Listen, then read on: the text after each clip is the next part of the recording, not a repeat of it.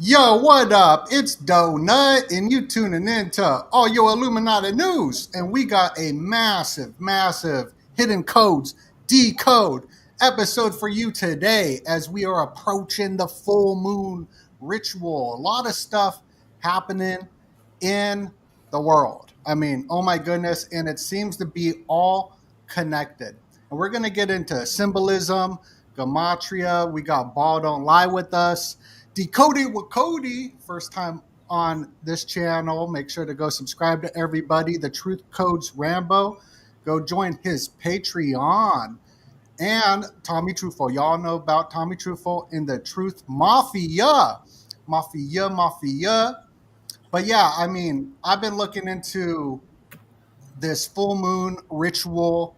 This movie Weapons is being released about these.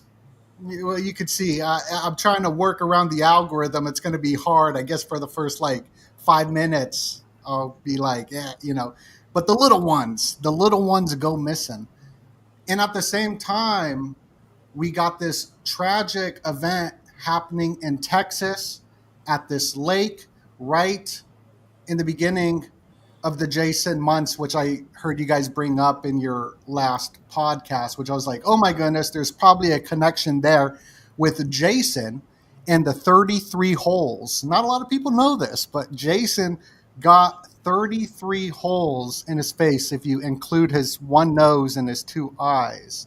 So I feel like that's very symbolic with the Templars, Jason, Friday the 13th, all that symbolism, which is absolutely important. I want to get into the 201 as well because of the tapes that are missing 1 minute and 2 seconds. So it's got like a 201 missing in this, which is also about the little ones. Hopefully hopefully all y'all understand what I'm saying there, but I'm looking at my prediction is that there's going to be a huge celebrity ritualistic sacrifice to happen this week. I think today, July 9th. The full moon is on the 10th and then the 11th because there's this 3-day window of energy. Maybe it's not a celebrity, though. Maybe it's someone to do with finance because it's the buck moon.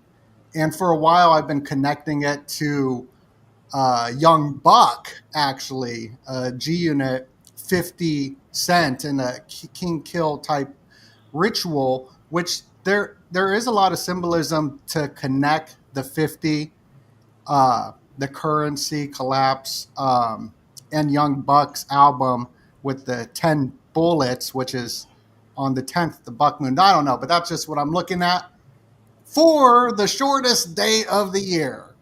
But enough with me. What's going on with y'all? What's up? What up? What up?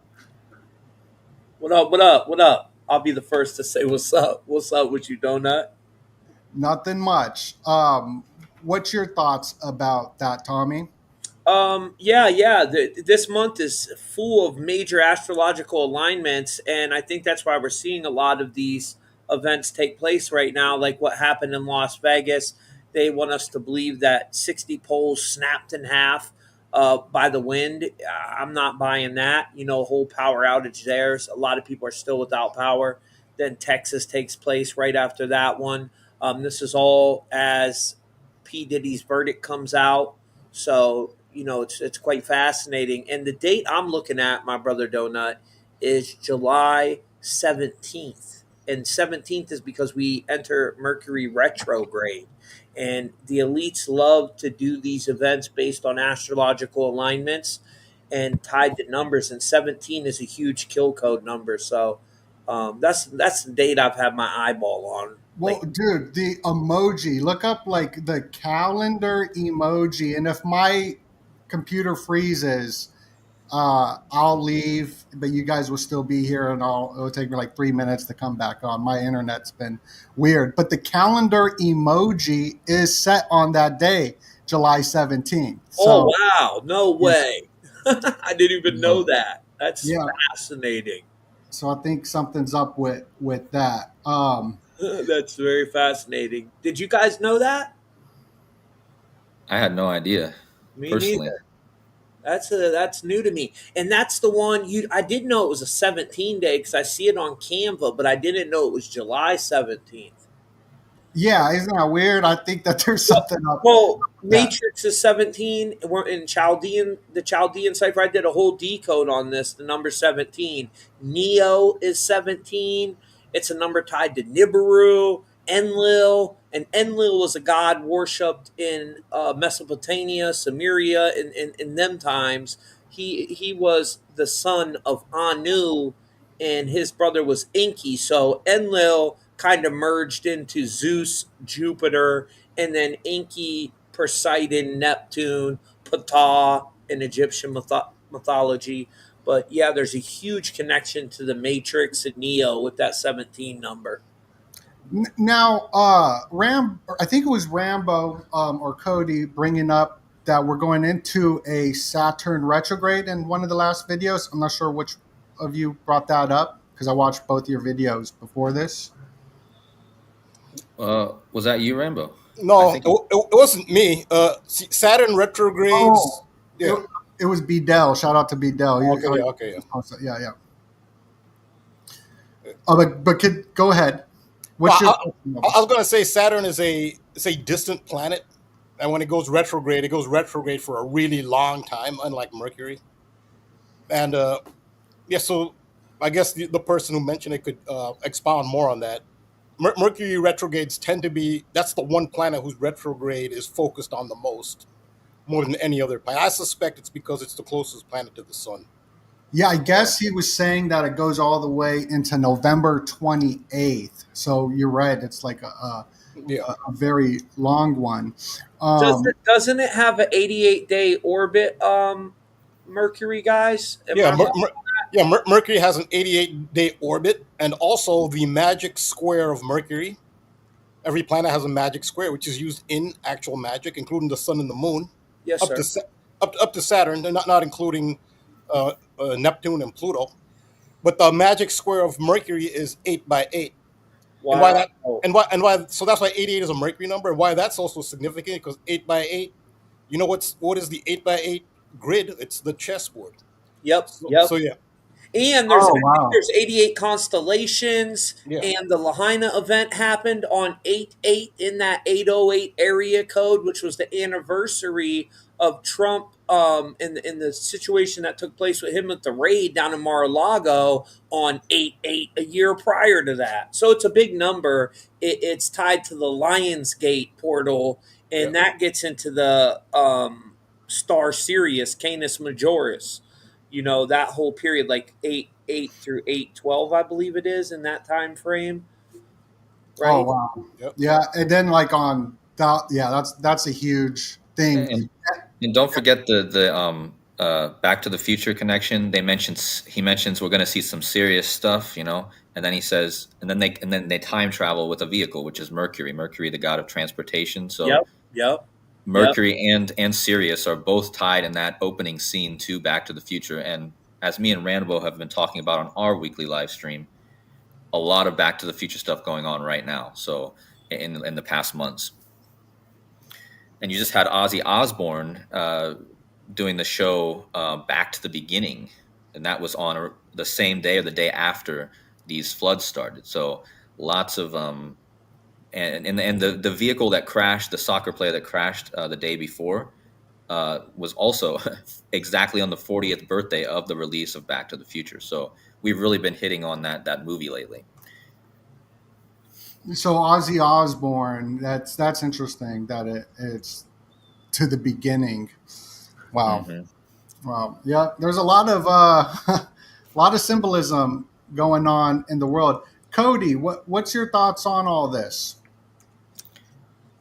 On the floods, or just on the Back to the Anything, Future? just on everything that we're talking about. What kind of pops to your mind? Then we'll get into the floods. Well, again, I appreciate you for having me on. This is my first time on, and hello to everyone in the chat. And you can find me at Decoding with Cody on the screen. So I appreciate Donut so much. I've been watching you for so long, and everyone on here. Likewise. So I'm really happy to be on here, and thank you to everyone who's tuning in. but yeah, I mean, right now, I've been really hitting on a lot of different things. Like we've been talking about Back to the Future, and um, with me recently, I've really been on a lot of different codes with the Golden Gate and the money system. Um, there's the money system is really the currency. I know, Donut, you've mentioned this many times on your streams. The currency, and Rambo's talked about this. We all know the terms for money are often connected with currencies, and in fact, the word reset equals flood or water in Gematria and all ciphers, and God reset the world with water, right? And I really believe that a lot of what we've been experiencing lately is all about the currency reset, the digital age. So that's a point I want to kind of throw into my presentation that I have at towards the end, but that's really what I see a lot. And with Trump signing that big, beautiful bill, like a bill is money, and you had that Kill Bill actor died on the same day or around this. I think it was the same day or the day before. Um, and that was like the guy was like 222 triangular days old, which is all about order out of chaos. It equals 222 in Gematria. Yeah, so there's wow. so much going on I could talk about, but yeah, the floods is definitely my main topic for this show. Well, the water, with that being connected to finance, Rambo brought up something that was a really dope connection on water. And what was it? I was listening to it last night because I always connected loan sharks, right? They're sharks like in the water, or whales with a big one. But you connected something to the water. It's slipping my mind right now, but I was like, that's nuts. Was it financial related or? Yes. Yeah, it was, but it was sort of mixed into just like terms we use today that I didn't even notice that was what. Oh yeah, pool, a liquidity pool. That was crazy. Oh yeah, liquidity. Yeah. Oh, you pool your resources. Yeah, when you put your resources, if you have a venture between multiple parties and they all invest, you're pooling your resources. Yeah. Yeah, that was sick. I didn't even connect that, so that was great. I guess let's get into the floods. The floods, I've been telling my audience there's going to be a deluge that happen, but of AI. And I wonder if there's a connection to AI and water. I haven't seen really anything just yet, but we're going to get a flood of AI. According to this Time Magazine article, where you scan your iris code and you get a 1 to 8,000 digit digital ID so you can access the internet, because we're not going to know the reality through fiction of the internet in the next 6 months. That's what this article was saying. And then this deluge happened. But I think they were using those words, like you said, about the reset and gematria equals like connected to water. And something I saw someone share, I don't know who shared it, but a couple days ago was Koi Fish Day, National Koi Fish Day on 7/7, and in gematria it equals 7/7. Look at that, that's crazy. Like so here's National Koi Fish Day is on 7/7, and koi fish in gematria is 7/7. That's wild. Yeah, and Donut, the to connect this with the internet and the AI possibly is that that another actor that died recently was he played the Silver Surfer in the Fantastic Four. I think his name was something McMahon. I can't remember his first name, but he played the Silver Surfer, like surfing the web, and he also played in other surfing movies. This guy was super connected to surfing, and this happened, I think, just a day or so before this flood started. So I think it's interesting to hear you say that, because it's like when you said the deluge of the AI, it makes complete sense. Silver Surfer, he's the best. And Yeah, he is the by the best. way, Donut has a song about koi fish, a rap song. Yeah. Boys. I made that 10 years ago before I got sober. It's still tight. Which is obvious. Thank you. I appreciate that. It was before its time, for sure, ahead of its time. So let's get into the floods. I'm not sure who wants to start. I see AJ has got his screen pulled up, but we're gonna dive into the flood. Something I didn't really look at much, but AJ is in Texas, so maybe that's what I think probably where we should start with it. Unless anyone got any more to add on to what we're talking about. Yeah, no, I appreciate it, Donut. I just want to echo a thank you to you as well for having us on today. It's a huge honor and a pleasure to not only be on with you, but all these other beautiful minds, especially Tommy and Rambo. You two are one of the OGs that I came across, and I never looked back as well. So just very thankful for all of you guys and what you guys bring to the table in this quest for truth. I thought I would just open really quick before Cody gets into his presentation. We were just talking about two numbers, right? July 17th and 201. Well, in the world of Gematria, what are the odds that weather control equal 177 forwards and 201 in reverse? I think that's a great way to kick it off. But what Cody has prepared is absolutely incredible. And he did a whole video on his own channel. Make sure to check it out. And we did kind of a follow-up yesterday with the three of us on our weekly show as well. And Donna, it blew my mind that the first number that you even pointed out was 102, the reverse of 201. And obviously the big story in the news this past week is, about the floods that have been out here. It has been crazy. But obviously most of the attention has been related to, the tragedy over at Camp Mystic. Well, I was doing some more research and saw that apparently there were 557 campers that were there, which just so happens to be the 102nd prime. And once again, A is 1, B is 2, C is 3. Mystical equals 102, that reflection of the 201. So I thought I would just kind of kick it off there. And then Cody, as you kind of dive into it, I may or may not chime in with a couple additions. I know you and I shared some ideas back and forth. Hello, Donna. Good to see you. But yeah, I got a couple other tidbits to add in because what Cody brought to the table, especially at the very end of last night's stream, my jaw hit the floor. And so I'm excited to get into it. Nice. So yeah, I would say Cody, Okay. kick us off, my man. All right, thanks again, and thanks to you, AJ, for all of your work and getting all this connected. I really appreciate. AJ is one of my best buds and just an amazing decoder. So thank you, AJ, for getting this set up. And I'm excited. I have my screen shared, Donut, whenever you're ready. Yes. Let's bring that up. What's your YouTube, Cody? I was trying to put it in the Decoding with Cody. Yeah, it's what I have on from my handle here. It's spelled exactly like that with the K, the two Ks, and the I at the end. So Okay, thank you.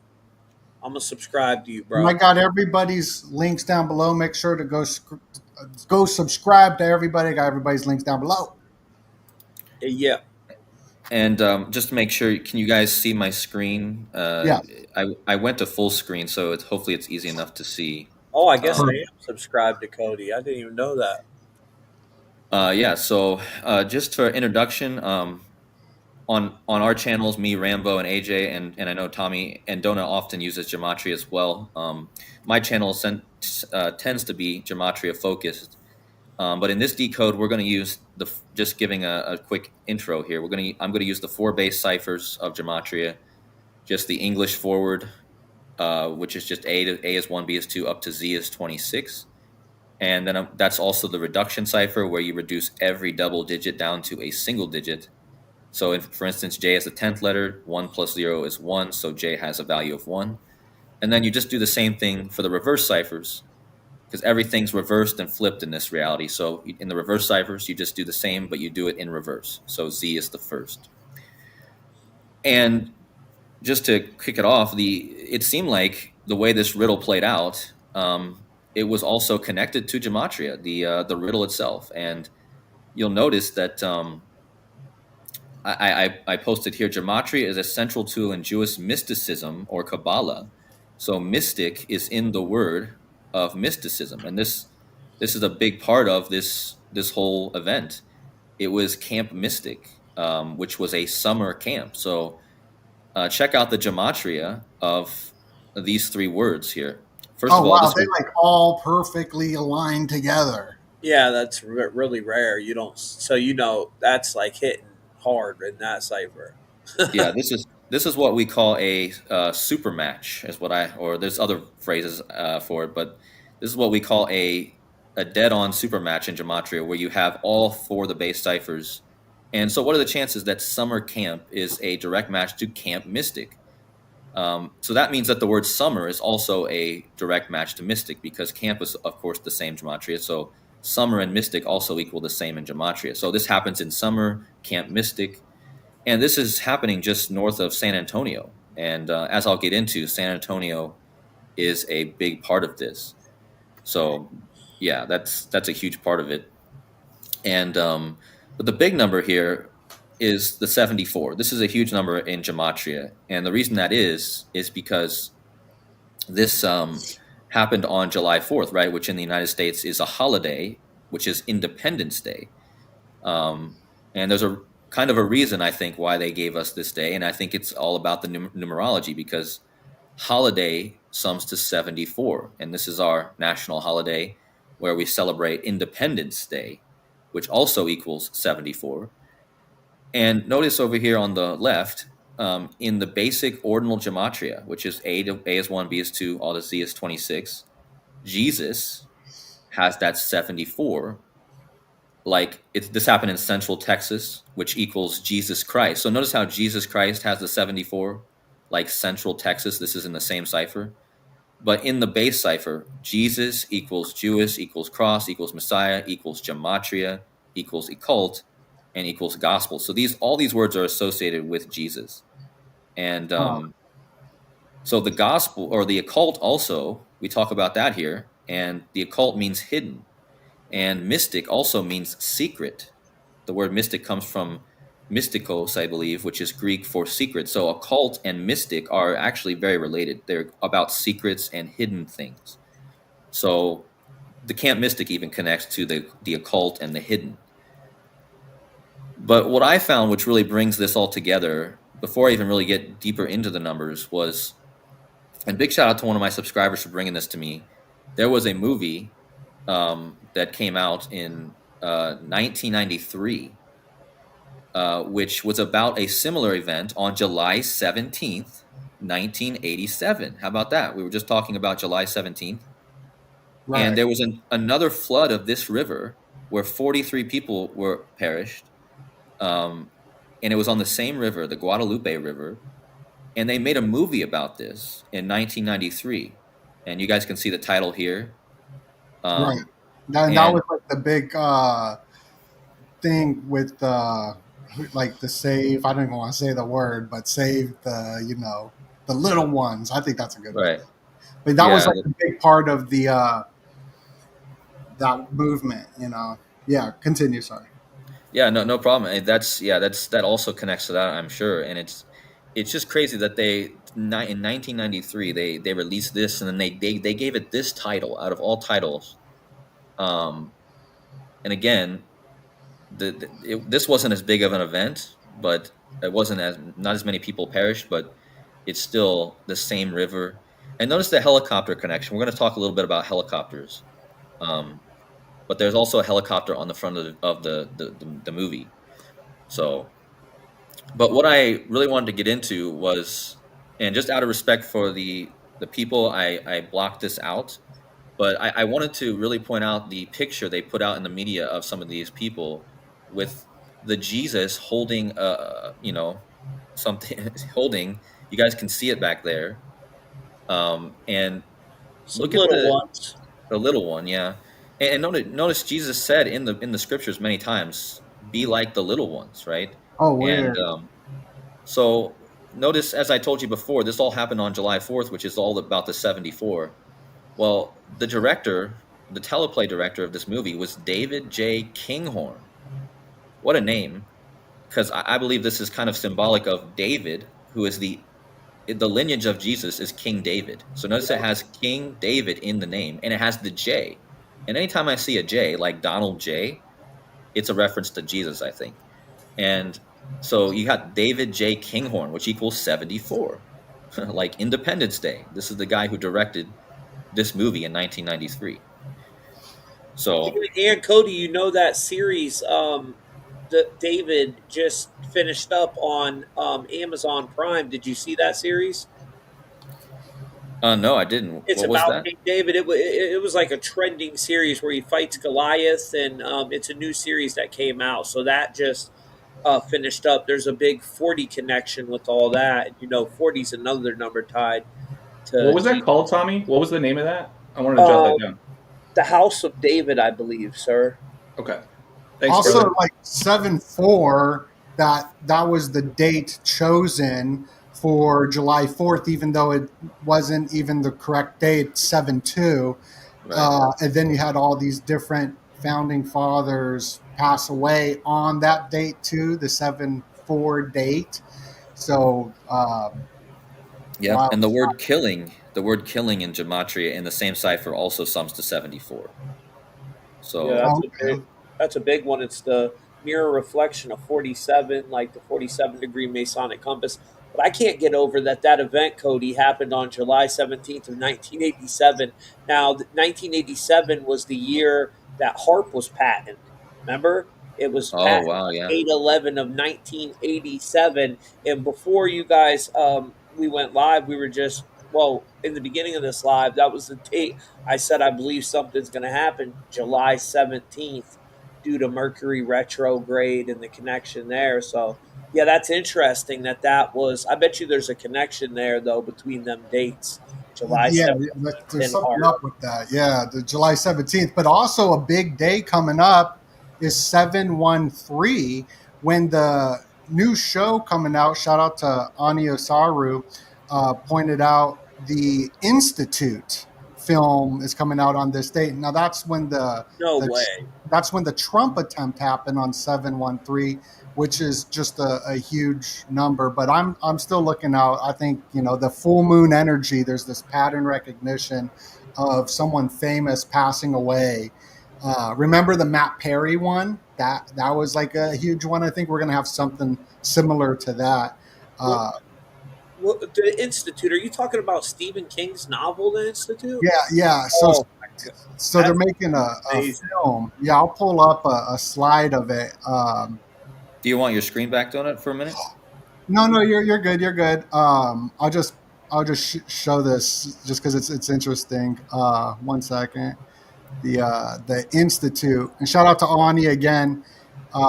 You pointed out that you got the eyeball, the CBS looking eyeball right there.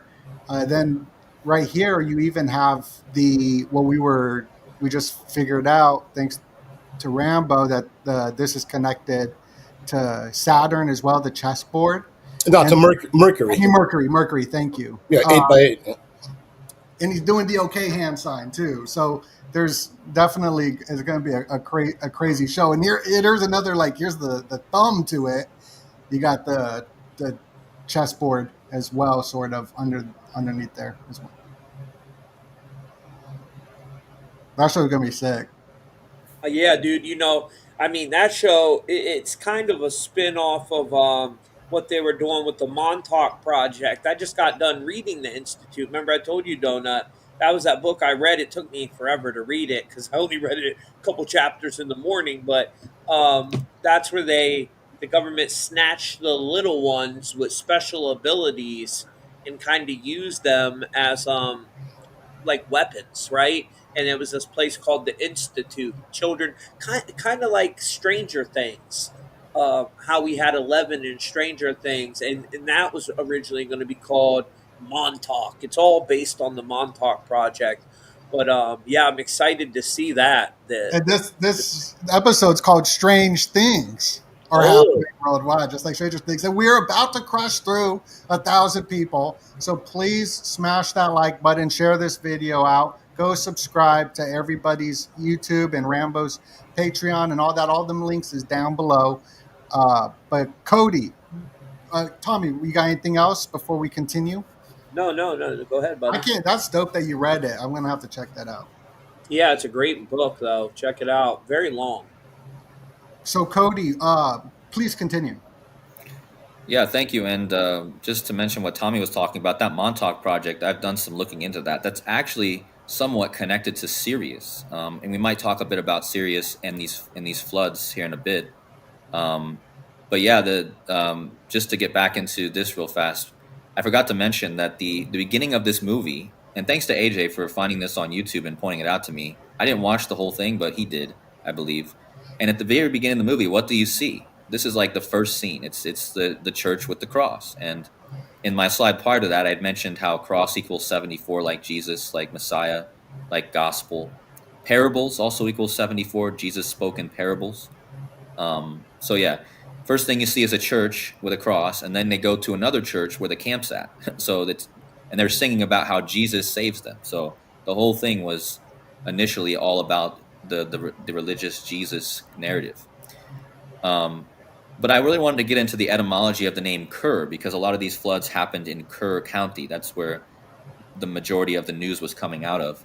And I found it interesting that the name Kerr is English or Scottish surname, typically meaning somebody who lives by a marsh or brushwood or a wet ground. And a lot of people don't know, but J.D. Vance, who's very connected to this, his name means marsh. And Trump just had he just opened up that, or they just went to Florida and opened up that prison in the marshland, right? And so there's the word marsh is something to really watch for because I feel Oh, it's a very, gotta look very up an strong M&M. narrative. Marshall Mathers, maybe. Oh, there you go. Yeah. Marshall Mathers. Yep. And the word mar means sea. So that's also connected to water. And then there's Mars. And I might talk a bit about And Mars if I get a chance. Go Mathers ahead. has the word math in it as well, doesn't it? Yeah. So just think Yep. about that. Mathers. In the whole flooding thing, Cody, that you was talking about when me and Rambo was talking about Sirius earlier, that's what that's all tied to. In 811, when they patent HARP on 811, which is the 223rd day of the year, right? And then High Active Auroral Research, um, what is it called, program or project? What they call HARP, the High Auroral Research project, I believe, or program. I can't remember which one they call it, but that equals 223. It was patented on the 223rd day of the year, 811, which is during the ritual to Sirius where the Nile River would flood. It was a major ritual to Isis, The right? helical rising of Sirius. Yeah, yeah. Here, the dog star. Yeah, that's a great addition, man. I have a whole slide, a couple slides about the 223. So that's gonna once I get to that, we'll make sure we bring that up again because it's gonna fit perfectly into what I already have here. Okay, brother. The 223 and 322 is a huge part of this, and I found some pretty crazy stuff connecting to it. I didn't know that equaled 223 though, so that's a great Yeah, addition. yeah, yeah. I think it's in reduction off the top of my head. Yeah, and so just think about how they turned. It looks kind of like a marsh now. I mean, when something floods, it looks a lot like a marsh. So again, keep your eye on JD Vance. I think he's going to play into a lot of the stuff that's still going to play out in the future. But yeah, so this is like the meat of my presentation. There's a basketball player. So this all happened in Kerr County, which is north of San Antonio, and there's a basketball player, Stephen Douglas Kerr. Okay, and he played his last game, and he retired as a champion with the San Antonio Spurs in 2003, so many years ago. And again, his last name is Kerr. He wore the number 25, like we're in the year 25. Well, what's the chances? What's the chance? I'll go to this slide first. What's the chances that the name Kerr, like his last name, his number that he wore, equals flood? And it has that 25, and it has the 52, which is the mirror of the 25. So flood equals Kerr. And And you want Cody, to hey, know something Cody, else? really quick. I'm sorry, Tommy. Go ahead. I was just going to say on that 25 connection that the reason they released that new Final Destination movie Bloodlines, it was the 25-year anniversary, so that's why they released Bloodlines, and that's a number tied to death, the number 25, like you Yep. said. So Yeah, that. Go ahead, boss. So my apologies, buddy. Yeah, no problem. This is one of those examples, Cody. If you don't mind, Donut, would you mind just sharing my screen really quick? So Sure. I took the time last night because Cody, Rambo, and I had our stream, and then Cody at the very end mentions this movie, and I nearly fell out of my chair, so I had to watch it. And this is a quick scene from the movie when one of the mothers is being notified about what's happening at the camp, and she's out shopping Wait, before someone. right here. Oh, okay. Yeah, yeah, This yeah. is it. So Okay. yeah, so I kind of blocked maybe a little bit of it, just showing Steve Curry. Where's number 25? Right, we're in the year 25. Kerr And flood equals 25. this guy. Please excuse me for my ignorance, but this is the Steph Curry McFlurry, like the Riff Raff song. Yeah, he is the head coach currently of the Golden State Warriors. So Steve, yes, Steve Kerr coaches Stephen Curry. Yeah, um, you guys, there's a major connection to San Francisco too. He had that 122 up, which is the longitude and latitude of San Francisco, and then this guy's the coach of Golden State, right? And me and Donut have been talking for years how the next 9/11 type event is going to be in that area. Shout out to the Golden Gate Bridge. That's all I'm gonna say. Now, Yeah, no, it blew my mind because Cody brought this movie to my attention because of one of his followers. And then as I'm watching it, where Cody's all about that 25 and Kerr, sure enough, as the parents are being notified about the little ones, as they pan over in this scene, they show two big 25s in it, don't they? wow. And this is a movie from 1993 we're talking about. So anyways, yeah, back to Cody. I just want to Well, throw that in there. also like these films, the best way to like connect this, like watch the X Files show that came out after the X Files about the. It was like a runoff of X Files, but they showed you exactly what was going to happen a month before 9/11 happened. So like these movies, there's something to it for sure. Yeah, I mean, these cinemagicians are casting spells on the masses, not just in the movies, in the media. You know what I'm saying? There's codes all throughout it. Now, what most people don't know in Gematria, and what most people don't talk about, is there's an organic source code to this whole reality. I could decode Ball, I could decode Rambo, I could decode Donut. All of us are going to have a source code connected to us. But what I believe is that these so-called elites, these deletes, that's what we should call them, they know how to kind of hack the matrix, right? And that's why they do these events on certain days, under certain astrological alignments, certain numerology. That's my theory because after I found out there was an organic source code, at one time I just thought, oh, somebody's behind the scenes doing all this and making everything add up to this. But there's actually an organic source code to it, and you can check it with your own name, where you was born, what city you was born in, and that's what I believe. Have you guys came across decoding? Because I know you've been decoding for a long time. Have you came across the organic source code? I Me certainly have, personally, absolutely.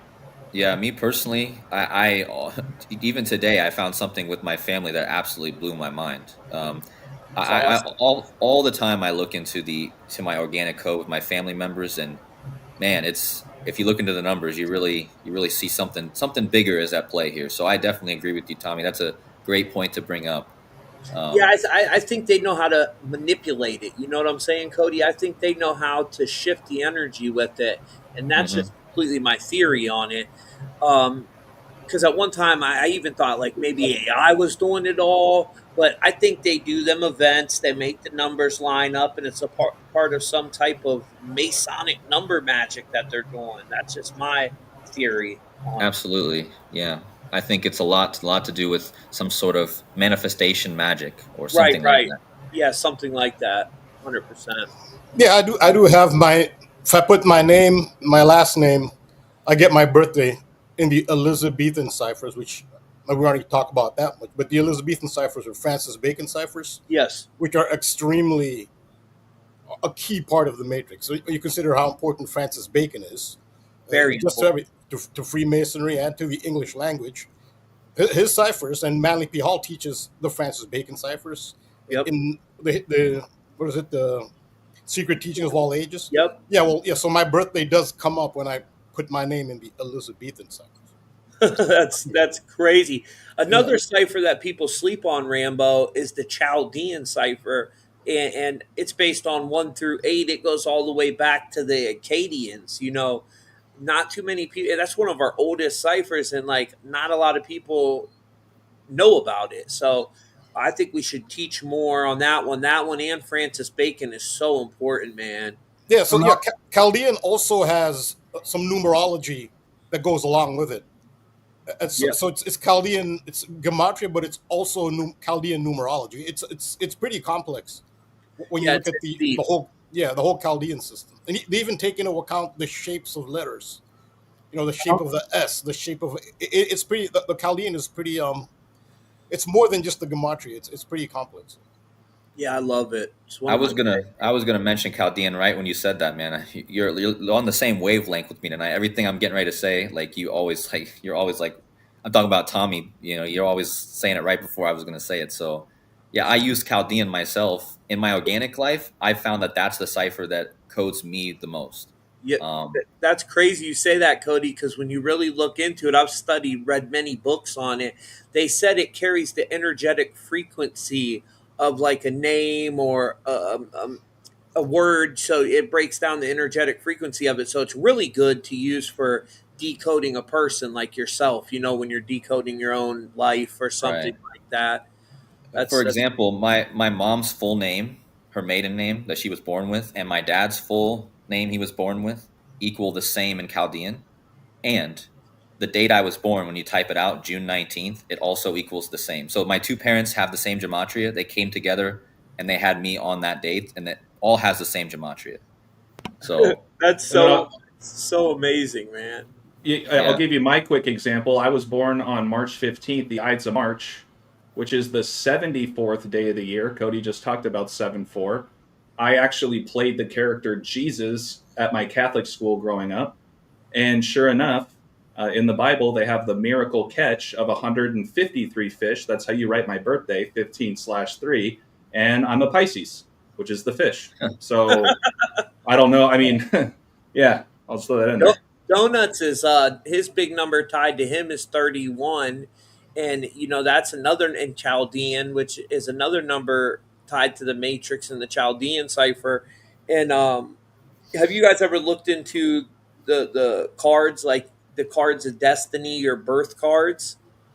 Me and Donut, our birth cards are out of the standard 52 deck of playing cards, and that's tied to our whole calendar too when you break down the cards. But mine we're and sister cards, so we got like a perfect match, which is like super rare.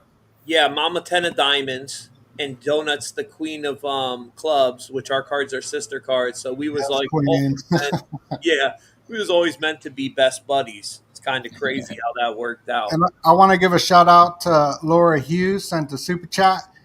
Super chat. Gotta go feed my kitty cat to make sure he gets super fat. Shout out to Oh, G. yeah, he's doing really good. He's sleeping right here. He's just chilling. He's It's hot out here in Arizona.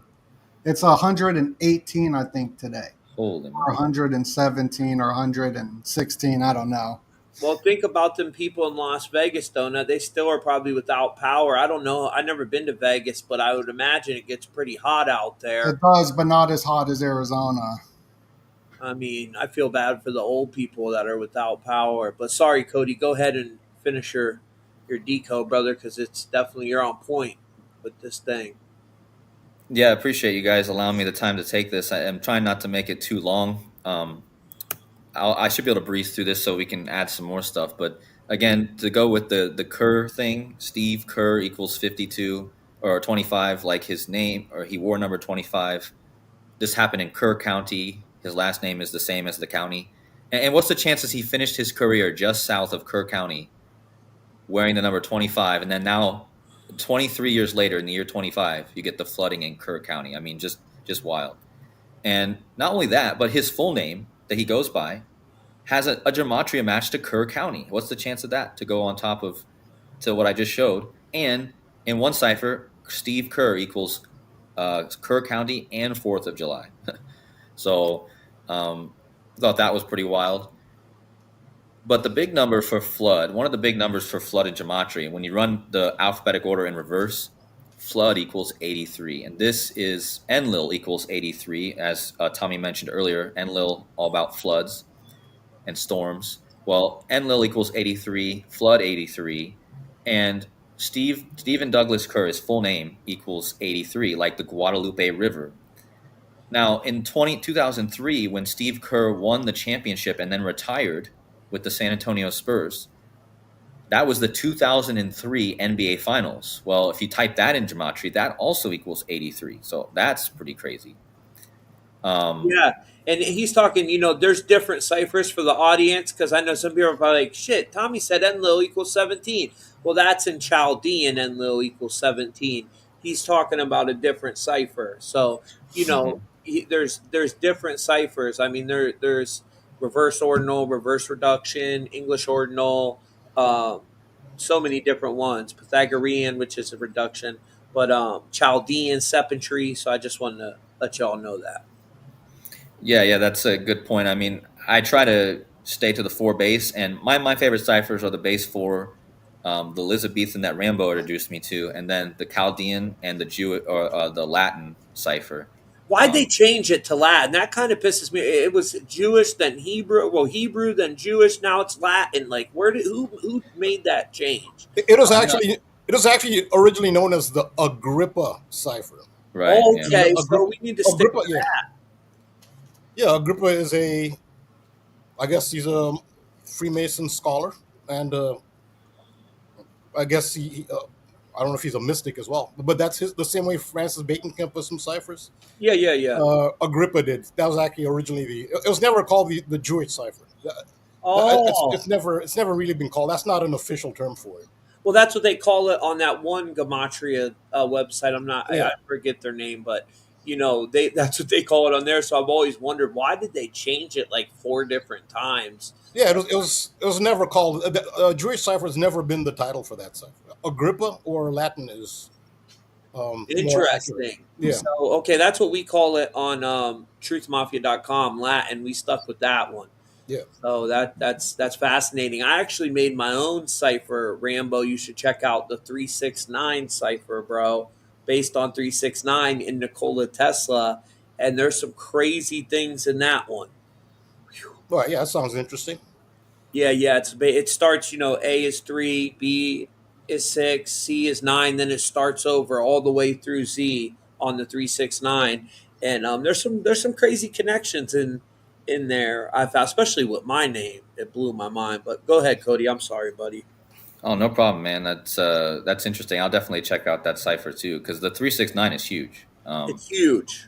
Yeah, absolutely. Golden Gate equals 369 in standard gematria. So yeah, there's that. There's a lot I could say about the 369, but yeah, definitely going to check that out. But so what really got me with these guys, or with this event, is, so I mentioned how Steve Kerr was all synced up with this flood. Well, back in 2003, when he won the championship in his last game with the Spurs, just south of Kerr County, it was the main. If you look up the pictures of him from that series back in that year, the main 2 guys you see together is number 20 and number 25. And now here we are in 2025. Wow. Just here's number 20 holding number 25, and then they're hugging each other, and it's just if you just type in Steve Kerr 2003 NBA Finals, you get most of the pictures. You get him with number 25 or number 20, so 2025. But here's where it really got wild for me is, if you go back to that series in 2003, the arch nemesis, or the guy across the way from Steve Kerr, was Jason Kidd. So we know what just happened in Kerr County. Well, look at who they marched out. The Texas, he is the chief of Department of Emergency Management for Texas, and his name is Kidd, just like the basketball player that Steve Kerr beat in 2003. And I just want to give a shout out to Richard. Thank you so much for the $10 super chat saying, yeah, big dog Tommy Truthful in this beat. Way Oh, too long since thank we. you, Richard. I appreciate you, brother. You know I Yeah, got to come out for Donut. You know when he calls, I got to come, man. yeah. Thank you very much. Continue, Cody. My bad. no problem. So yeah, what is the odds that they march out a guy with the same last name as the basketball player who was across the court from Steve Kerr in 2003, and now Jason Kidd, the basketball player, now coaches. Both of them now coach. One of them for the Golden State Warriors, and the other one coaches in Texas, in Dallas. So this was kind of what solidified it for me. I was like, are you kidding me? The guy named Kidd, Nim Kidd. I've That's never heard the wild. first name Nim. 2025. The 2025 thing's wild. And now these are big teams. Yep, the Dallas Mavericks, or the Dallas Mavericks. Jason Kidd now coaches the Dallas Mavericks, and Steve Kerr now coaches the Golden State Warriors. But this is a picture of the 2003 finals where Jason Kidd was playing on the Nets, and notice what he's wearing. Notice how he's wearing literally the stars and stripes and the red, white, and blue. And again, on the 4th of July, years later, and notice when the series ended, in June of 2003. So long ago. Again, we're going back years and finding these connections. And Cody, really quick, you and I talked about this offline. That at that time, it was the New Jersey Nets, which that team is now the Brooklyn Nets. And what did we have happen just a few months back? Right, we had the Brooklyn Bridge story where the Mexican ship smashed into the Brooklyn Bridge. So interesting. Yeah, and that ties to the helicopter stuff also, because we had you guys remember the helicopter with the Spanish family that also crashed into the Hudson River? Well, the Spain connection is interesting because the day before this flood happened, you had the soccer player die in a crash in Spain. And again, you had the helicopter go down in the river with the Spanish family on it. And you had also the blackout in Spain this year. So Spain is a huge central theme this year. And there's mass migration going on right in there right now of military-age men. Something weird's happening over there in Spain.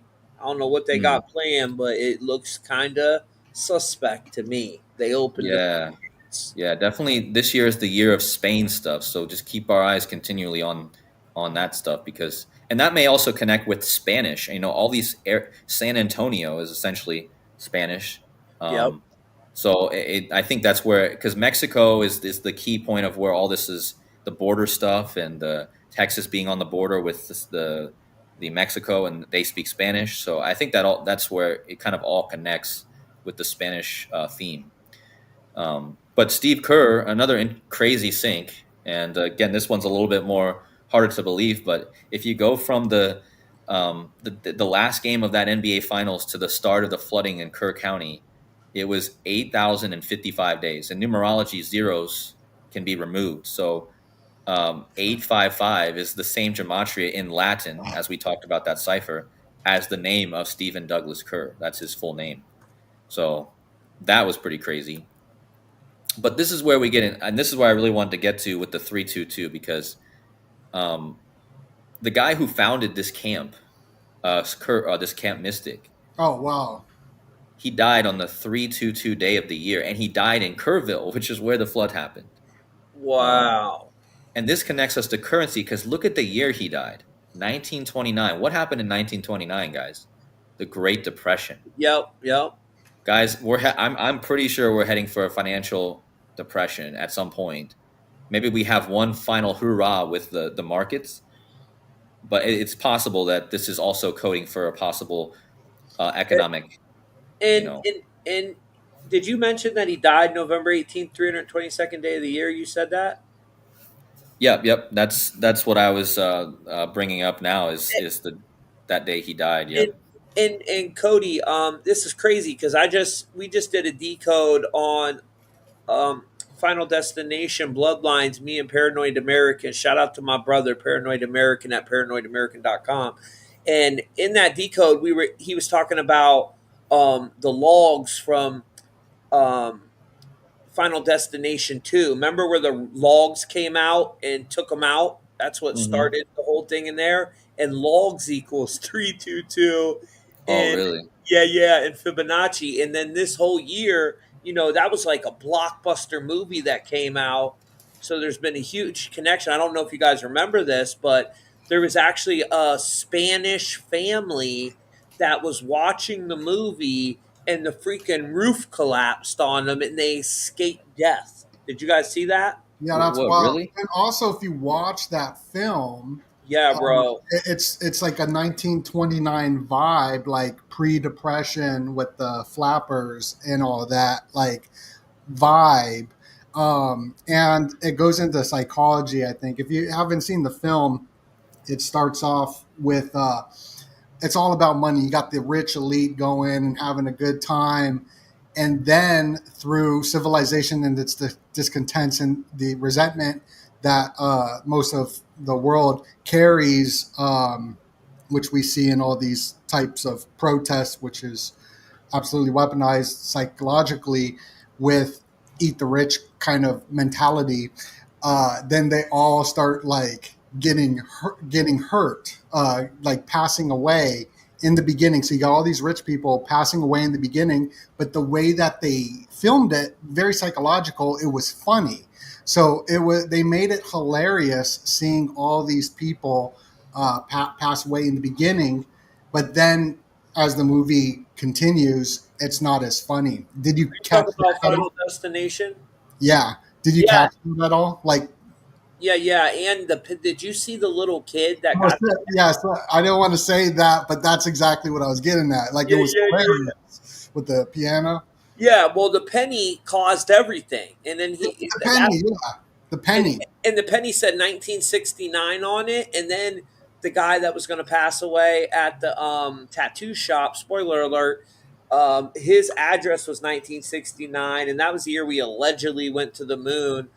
July 20th of 1969, the 201st day of the year, 201.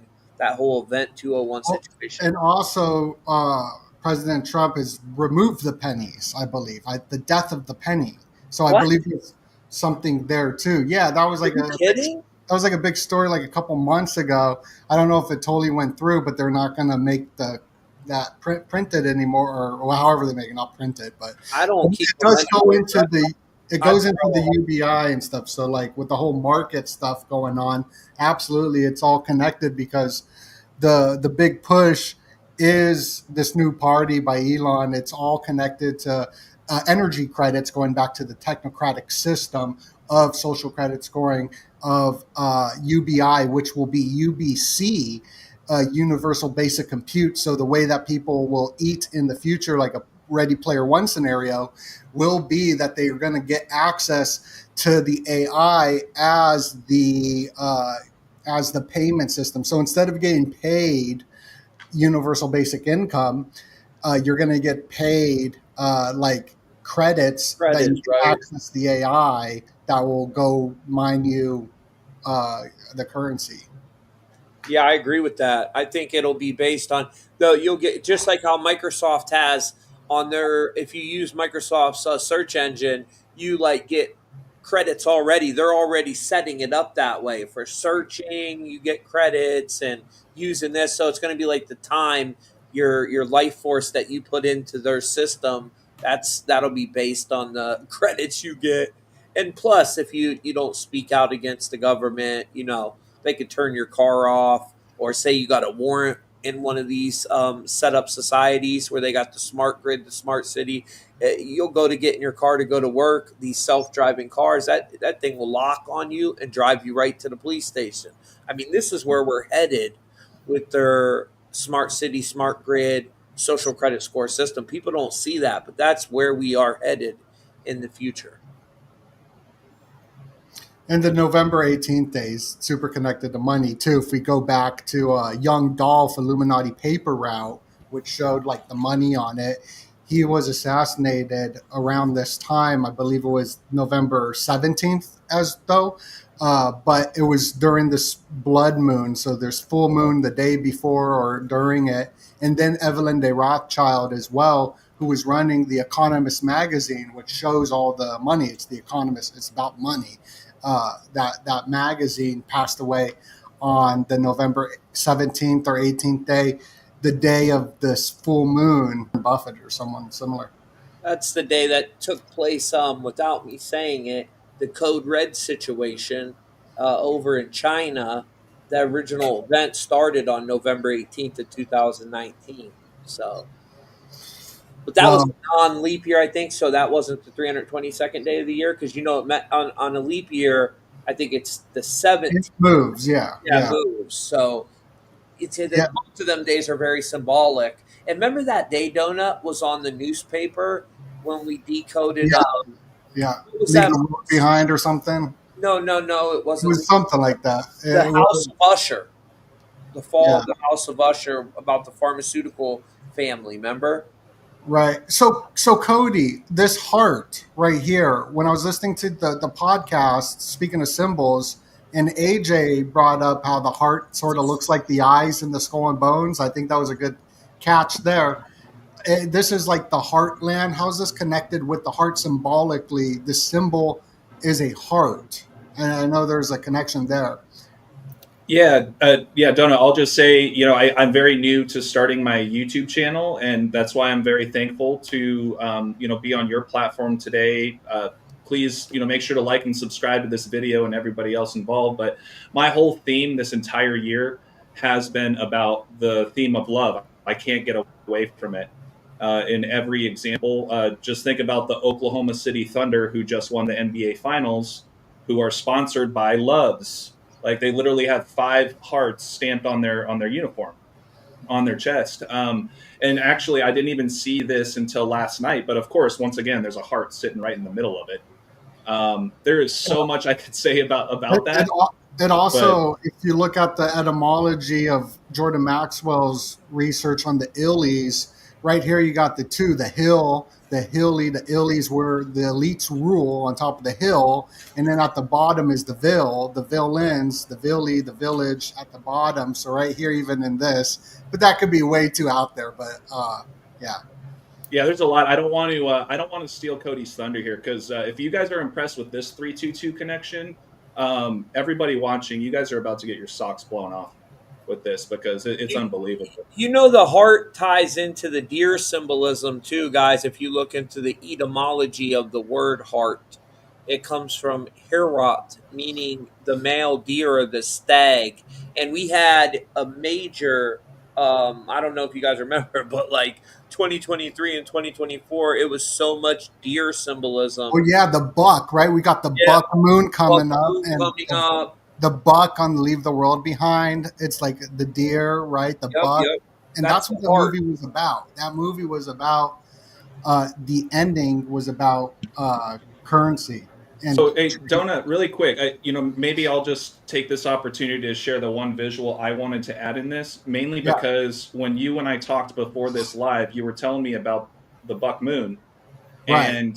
And so if I could just share this one slide I created here, like Cody mentioned, I watched the entire movie, The Flood, and the way it opens up, after, like Cody pointed out, all of the little ones go to church, and then they all get on a bus to go to the camp. And when they're there, this is in the first 8 minutes of the movie, 2 girls are standing by a tree, and one of them says, look at the deer. See, there you go. And then all of a sudden, the deers scatter off, and they go, oh, I wonder what happened. And then right after, thunder cracks. So it's like the deer knew what was coming before it was coming, So it just, that like really hit me in the heart, where I was like, oh my God, look, they're talking about the deer. Yeah, but the other one was this. Layers to that shit. But here, check this out. So the only other things, color symbolism, right? One of the buses that crosses the river, they have the Oklahoma City Thunder colors, who just won the championship. And don't forget about Hurricane Harvey in Texas. And what were they showing back then? A 10-point buck. And it's underwater, right, Rambo? It's sort of like it's underwater, so it's very Yep. like Yeah, so I just wanted to plug that really quick. And Rambo, you might like this. You were talking last night about the death of the Liverpool player. Well, right after the thunder cracks, some of the boys find some. I don't. It makes no sense, but they see some woman by a pool, and then right after that, the rain starts coming. They run back to the campsite, and they play some tunes, and sure enough, one of the kids right in the middle is holding a soccer ball. Soccer ball, yeah. Just unbelievable. I mean, I couldn't believe it. Yeah, I could see some tarot connections here. The woman by the pool is probably the high priestess. The high priestess is tarot card number 2. They have a female in water. Yeah, that's the high priestess. And the high priestess, it's a very watery card. It has the moon. It has water. Her dress is full of water. There's water behind her. I think that's what this is. And also the high priestess sits between twin pillars. And twin pillars are actually on the flag of Spain. It's the pillars of Hercules. So yeah, so much of this is basic symbolism that goes into so many events and things like popular culture. Uh, it's the silver gate. That's what that is. So water. It's birth. It's a feminine element. That's what the high priestess is, and the twin pillars are. It's the metaphorical silver gate. So pillars are metaphorical portals to other dimensions. It could be outside of the portal, out of the 3D realm, which would be the golden gate. But the silver gate is the portal into the 3D realm, which is earth, which is matter, which is feminine. And so this soccer ball, it's interesting. It does like pool, Liverpool, and he died in Spain. But you also have to consider the flag of Spain, which has the pillar of Hercules, which were in legend they say Hercules separated the continents. So he separated Europe from Africa, in southern Spain and northern Africa, which is Morocco, and those. Yeah, that's what the pillars of Hercules are, and I guess they face when you look at the pillars on the Spanish flag. And Donald Trump, incidentally, has the exact same motif at Mar-a-Lago. The pillars of Hercules. Yeah, the pillar dollar. Yeah, that's the currency that we used in America. It was the pillar dollar to Hercules money, Spain, before we changed it. So it absolutely ties in symbolically to the money thing too, with the bucks and all that. Yeah, so that's the general symbolism. Yeah, I just want to throw that in there. I thought Rambo would appreciate that. Once again, this was everything we talked about last night. And then once I sat down and watched the movie, I just couldn't believe it. The 25s Cody was talking about, and then Rambo had a lot about the Liverpool death, and it was amazing. Well, check out this clock that Jeff Bezos is funding. And I didn't understand what kind of symbolism it is. It looks a lot, but you got the two pillars with like the energy wrapping around it, then this circle in the middle, which goes into like the calendar. If you look at like the summer solstice calendar in Freemasonry, it looks like a what? An eclipse. It could be Sirius, the third pillar. It could represent Sirius if you're looking at it as two pillars, and then the third pillar, Sirius. You know what I mean? Yes, I thought this was kind of interesting. It reminds me of the Masonic tracing boards, which have the two pillars, and then I always equate the middle part to be the star in the center, which you could say is Sirius, or the eye or the consciousness in the center. I think that's the light in the center. I read somewhere they call it the light in the center. And the Mackey. I just did this deep dive on that, but yeah, it's the tracing board for the summer solstice would be in the middle with that. So I'm happy that you see that too. Yeah, and in case you guys missed it, this is like a day old. Jeff Bezos sells $666 million in Amazon stock as part of his plan. I don't know if you guys saw that. Yeah, but I did, and it equals like 33% of his 33.3 million shares, right? This 33 is popping up with this case of a 33-year high, the 33 million shares with Jeff Bezos, 33 tons of gold. It's like all over the place right now. These 33s in the news reports. But Cody, you were right.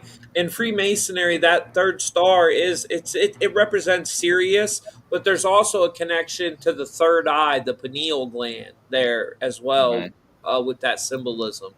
Yeah. Most people don't realize that. Yeah, you see that on the dollar bill. It's an eye, a single eye with a blazing star behind the eye. Yes, sir. Yeah. So So what about this? What do you guys think about with the national debt? It's at $37 trillion right now. Is there anything connected to 37? That's how much we owe. That's how much we owe. Yeah, Oh 37. my lord, we ain't Yeah, never paying that shit. but yeah, it was 32 a while ago. So when it was saying 33, I was like, what? But is 37 connected to anything huge? Like how? Go ahead, Rambo. well, the first thing I would say is that so the outermost planet is Pluto, and the United States and Donald Trump are connected to the Pluto cycle. The Pluto cycle is 248 years. That's 248. And it's very significant that the United States has been 248 years old. That's connected to the Pluto cycle because 248 is the Pluto cycle. The very last day of the United States being 248 years old, that's significant. That number was the 3rd of July because on July 4th this year, 2025, the United States turned 249 years old. So the 3rd of July was that last day of that Pluto cycle number, and that's the day on which the soccer player for Liverpool, Diogo Jota. So I guess in the United States, soccer is not as popular, but around the world, this is headline news. It transcends sports. The death of Diogo Jota. He's from Portugal. That's the day on which he died. Now the way that so so you realize the importance of the 3rd of July. It's the last day that the United States had that 248 number, which is the Pluto cycle number. That's in years. So 248 years is the Pluto cycle. In days, the Pluto cycle is 90,560 days. 90,560 days after July 4th, 1776 is it is June 14th, 2024, which was Donald Trump's birthday in 2024. So he's tied into the Pluto cycle. Wow. So yeah, so that's where this 3-7 I'd say is 3rd of July, which had a lot of significance this year, especially because it was the last day of the United States being 248 years old, 248 being the Pluto cycle, and U.S. independence is tied into the uh, the Pluto cycle, and it also ties into the whole Phoenix symbolism and the Economist magazine in 1988. Again, 88, that key number. On January 1st, the Economist magazine on its cover had a phoenix, and that was the hypothetical future one world currency. It was called the Phoenix, and it featured burning uh, paper currencies with a phoenix rising. It was called, and the title was "Get Ready for a One World Currency." Now, the reason the phoenix is relevant is because the phoenix is a symbol of the zodiac sign of Scorpio. Scorpio is not just a scorpion; it can be other things. It can also be the phoenix, and the ruling planet of Scorpio is Pluto. So it ties you back into Pluto. And I could go on. The player who died was from Liverpool. If you look at the logo for Liverpool, the team logo, it's actually a phoenix. They don't call it a phoenix, but it's a phoenix. It's an occulted phoenix. It's clearly a phoenix. So that ties into the death of the Liverpool player, the Diogo Jota. Yeah. You know Yeah, what and else is 37 too? Coming full circle back to the Yep. deer, buck. Buck is 37 in English ordinal. And the buck moon and all this deer symbolism connected to the etymology of the heart. But yeah, the phoenix is another huge one. Remember Rambo? That was in the Super Bowl halftime show a few years back when Usher was playing. He had that phoenix emblem pin on. Remember? Yeah, what Super Bowl was that one? Oh, Usher. Yeah, he was Usher was at the Las Vegas Super Bowl. That was Super Bowl 58. okay. Yeah, he had the Yeah. Phoenix pin, and there was a lot of Phoenix symbolism in that. Jacob Israel pointed that out, did an amazing video on that. Remember that, Donut? Shout out to Jacob. Shout out, Jacob. Now we're pressing on time. I want Cody. Could we kind of steer back into the rest of your presentation? Yep. It just I can go real fast through this with the 322 and 223 connections. So now that we know the guy that founded it died in Kerrville on the 322 day. So this brings us back to, of course, the society out of Yale with the 322, and it brings us back to the former governor of Texas and former president during 2001, September 11th, which is George W. Bush, who was a member, as well as his father, of Skull and Bones. And he came out and said, former President Bush comes out and says he's heartbroken about the Texas flooding. So, and remember, I connected this whole thing to Steve Kerr, right? Well, what are the chances that this flood in Kerr County occurred 2 months and 23 days before his birthday?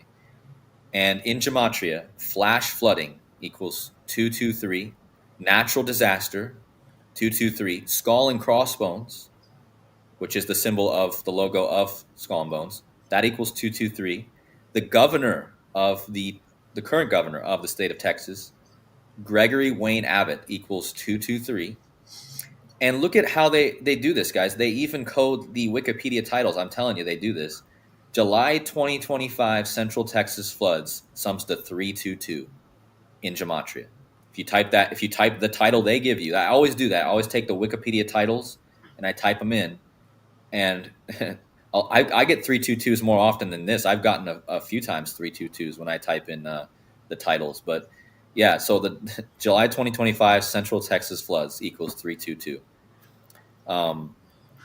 And another interesting fact, considering we're talking about the 322 and the reverse of that, the 223, if you go from the floods 322 days forward, you land on 522, which is an occulted 322 because May is originally the third month.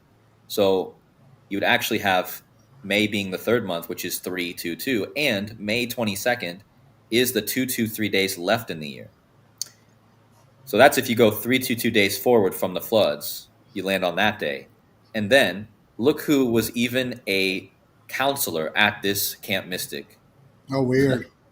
The wife and first lady, Laura Bush. And Cody, High Frequency Active Auroral Research Program. That's what it is. I just put it in. High Frequency Active Auroral Research Program is 223 and reduction. Wow. So that just brings it all together. I mean, because not only does flash flooding have the 223, now Tommy's pointing out how the full term for that has the 223, as well as natural disaster. And again, the main theme I pointed out was that Steve Kerr, connecting to Kerr County, that it just happens to be 2 months and 23 days before his birthday. And then the governor has the 223. So it's just wild. And another one, if you go from the start of the 2003 NBA Finals with Steve Kerr and you measure to the start of the floods, it was 2230 days. Another 223. And fun fact, Gregory Wayne Abbott equals 223 in standard gematria, but also equals 2230 in Latin. So he has double 223 gematria, this guy, Greg Abbott. So yeah, that's just wild I'm glad you added that in there because it just fits in perfectly. And this is, thank you, AJ. Wow, look at that. Thank you, AJ, for this. This is AJ's find, but he was watching the movie and he pointed out, and you guys got to watch the movie. The way that they move this, at first you don't see the 3, right? But they move it perfectly out, and then all of a sudden, here comes the 3 appearing outside of the cameraman turns to the side, and here's the 3, and then you get the perfect 322. And you probably already notated this, but they're from Texas. That's like what they're right. Exactly.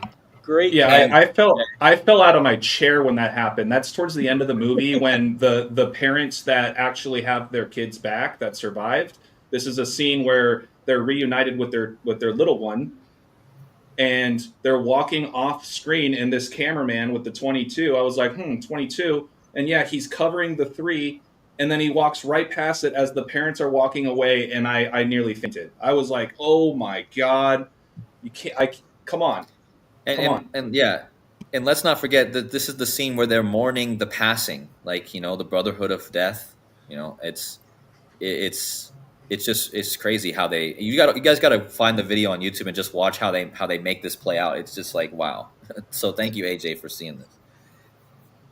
Are the Bushes from Connecticut originally or Texas? Someone said that. Yeah, someone said that. But Connecticut's where Yale Skull and Bones is located. I didn't know they were from Connecticut. Makes sense. No, Bush Sr. was born in Milton, Massachusetts. Oh, wow. Okay. So yeah, they're from Massachusetts before Connecticut. Milton, Massachusetts. And think of Hurricane Milton. Oh, wow. Yeah. He was the governor of Texas. But the young one was born. Was he born in Texas? Right, the little Bush. Yeah, the slow one. Little Bush. Well, also wasn't wasn't Bush president during Hurricane Katrina too? So there's like all this. Yeah. That's, remember Kanye said Bush don't like. He does not care. People. Yeah, he does not care. But our melanated brothers and sisters. I couldn't even believe Kanye said that. It's like he glitched out or something on TV. And after that, I don't know, man. He definitely changed. If you go back and watch Kanye pre that statement, and then watch him after that. There are some Hurricane Katrina and New Orleans connections that I have, but you can go to my channel to see that. But Katrina and New Orleans are connected to this. And Rambo, yeah, go ahead. No, Donut, I was just going to say, I got one more slide. I want to be cognizant of time, but to really put one more mic drop on this from a sports/basketball perspective, right. It also blew my mind from a 322 perspective. Latest in the news, right before these flooding stories happened, you had a trade of Kevin Durant, who went to the University of Texas at Austin, and he got traded to Houston. And where did he get traded from? Phoenix. We were just talking about Phoenix. Steve Kerr played at Arizona, etc. But look at this. When you look at Hurricane Harvey, the last storm flooding type of story that started on August 17th, 2017, that was exactly 322 days after Kevin Durant's birthday. So you can't escape these 322s when you know what to look for. Yeah, I see it. It's all over the place. There's a major sports connection. It's just something I never look into because it's hard for me to watch sports. Now, you guys that decode sports all the time, I do got a question for you. And before I ask this question, anybody that wants a personal decode of yourself to find out your organic source code, go on over to truthfultv.com and you can get it there. Now, Ball, you're big into sports. Do you think the basketballs really have magnets in them? I think it's very possible. I'm starting to think more that there's a lot more esoteric, powerful forces that are part of that as well. But so I can't take it as literal. There's magnets in the basketball. What do you think, Rambo? You think there's some magnets in these damn balls? That's the thing. We'll always speculate how exactly they do what they do. Is it magnets? I think it could be energy. In football with field goals, I think they use energy weapons. Some of the movement, you can even see the reaction on some of these field goal kickers. They cannot believe that kick didn't go in. The look on their face is complete disbelief.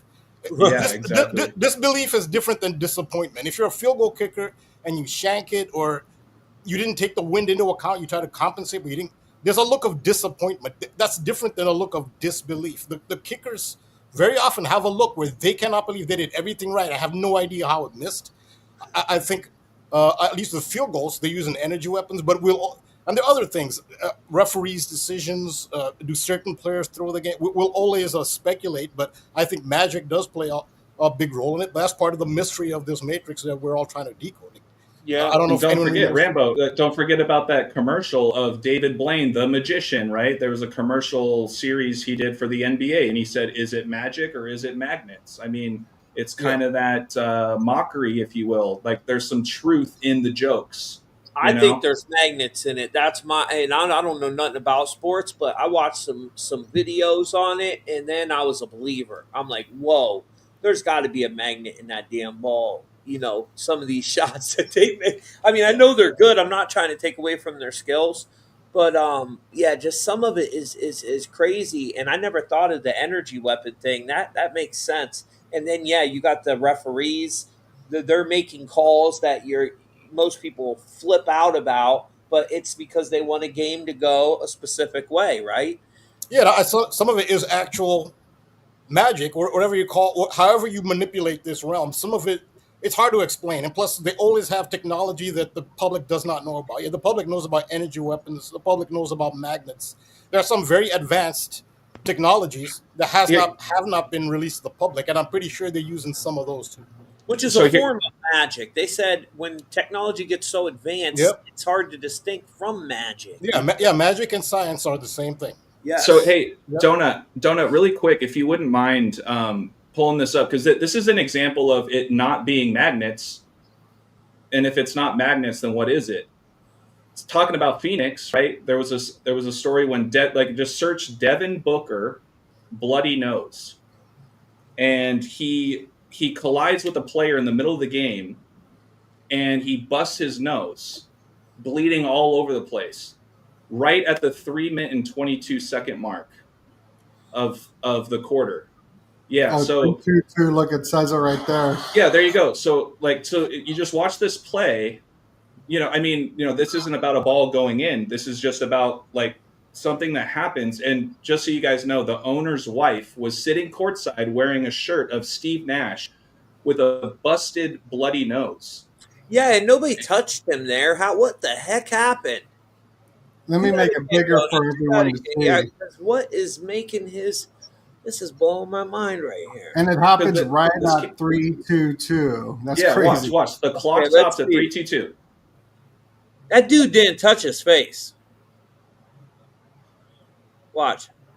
He doesn't make contact with his face at all. He's even like, "What the heck? What is going on here?" But I the heard clock that stops I at heard 3:22. I As heard they're promoting PayPal. Did you I see heard that? I heard that I heard that they overreact on their falls. That's for like so they can get like a point or something like that. So Well, he got a point for that PayPal promotion right there. I bet you on that. where's PayPal at? It's Oh, right on his there. shirt. I On his mean, shirt. it's yeah. They're plugging PayPal right there at 322 in. They plug PayPal. Yeah, shout out to Elon Musk. I mean, But, look, that's a you good. get my That's point though, a right? good. Like this isn't magnets. Like Yeah, that's That's something. hilarious. That's something right there. I mean, nobody touched that dude's face. Now we're coming up on the hour and 30-minute mark. I'm not sure how long you guys can chill, but Cody, did we get through the full presentation, or would we like to add some more to it? I'm not trying to rush anybody. I just want to respect y'all time. Yeah, I have time, and I just have like one or two slides, and then if anyone wants to just expound, I just have like one or two more slides, and I'll be finished out. But Okay. And everybody, please go subscribe to everybody's channel. I got them down below. Tommy Truthful. You can get his decodes over on his website. Rambo's got a Patreon, so you got to go subscribe to Rambo's Patreon. Got them links down below. AJ's YouTube, and he also does sports stuff on his website, but go subscribe to his YouTube. Decoding with Cody as well. Go to his YouTube and subscribe. But make sure to smash that like button as well and share this video out. And for y'all, if y'all got to bounce, I just want to let that there. Rambo, what's your YouTube? I do not have a YouTube. I actually deleted my own channel. I mean, since you asked, I'm going to say I wasn't going to say anything, but since you mentioned it, I deleted my own YouTube channel. Yeah, I know. When I followed you. I almost cried, dude. yeah, I was 90 subs away from 10,000 when I deleted it. I had a 9,990. The reason I deleted it is because I started being subjected to energy weapons, and the gang stalking started picking up, and I didn't know what else to do other than that. It's Yeah. not like you don't call the police. I mean, come on. I mean, what do you do? It's a unique situation. I don't know anyone to consult with, and it was just a knee jerk reaction to this. I was being literally being subjected to earthquake weapons, where the house I was living in was being shaken, and I had all sorts of problems which I have now, which they've continued. And Well, that was my knee jerk reaction to that. text me. I'm gonna teach you a few tricks on how to block them bad boys. So hit me offline. I got some things for you because I've dealt with it myself. And most people will think you're crazy until you. But when you're able to reach, like our Facebook last month, we reached 4 million people. When you're reaching 4 million people and talking about what we talk about, they don't want you to be able to do that. So how do they do that? They can incapacitate you. Look, it made this man one of the best decoders, guys, and this coming from me, Tommy, one of the best decoders in the game, shut his channel down. You know what I'm saying? Yeah, So, yeah. Thank you. Yeah. So what's let's move on to what these slides, and we'll continue. Cody. Yeah. So just real quick, considering we made the connection, this slide I made the connection with the Bush connection, and then the 322, and then Laura Bush is literally a counselor at the camp, and then we found the 322 in the movie, and then we find out that the main star, the main actor of that old movie in 1993, he was literally born. I mean, you might as well say he was born the same day as George Bush. I mean, within 24 hours. wow. I mean, this is not even just the same day. This is the same year. Like this kind of brings me to a real quick point I want to make. I started experimenting with Martian years, and just to explain quickly what that is, on the Gematria calculator, we started measuring a Martian year is 687 days on Earth. So 687 days on Earth is how long it takes Mars to do an orbit, its own year. So when last month, Trump turned 42 Martian years, and that was on the day of the attack. Israel attacked Iran, right? Well, I was looking out for that day beforehand because the 42 is so huge with war. War equals 42. World War equals 42. And I was like, man, Trump's going to turn 42 Martian years old, which is the god of war, on like June 12th or 13th. And then on that day, what did we get? We get an attack on Iran, which equals 42. Well, because George W. Bush was born just a month later, guess when the floods started? The floods he used to be the governor of Texas. The flood started on his 42nd Martian birthday. So far, we've had an attack on Trump's 42nd Martian birthday. Then we had the floods on George Bush's 42nd Martian birthday.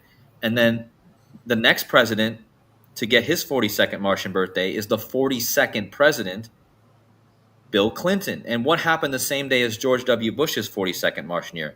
Trump signed the bill, the big, beautiful bill.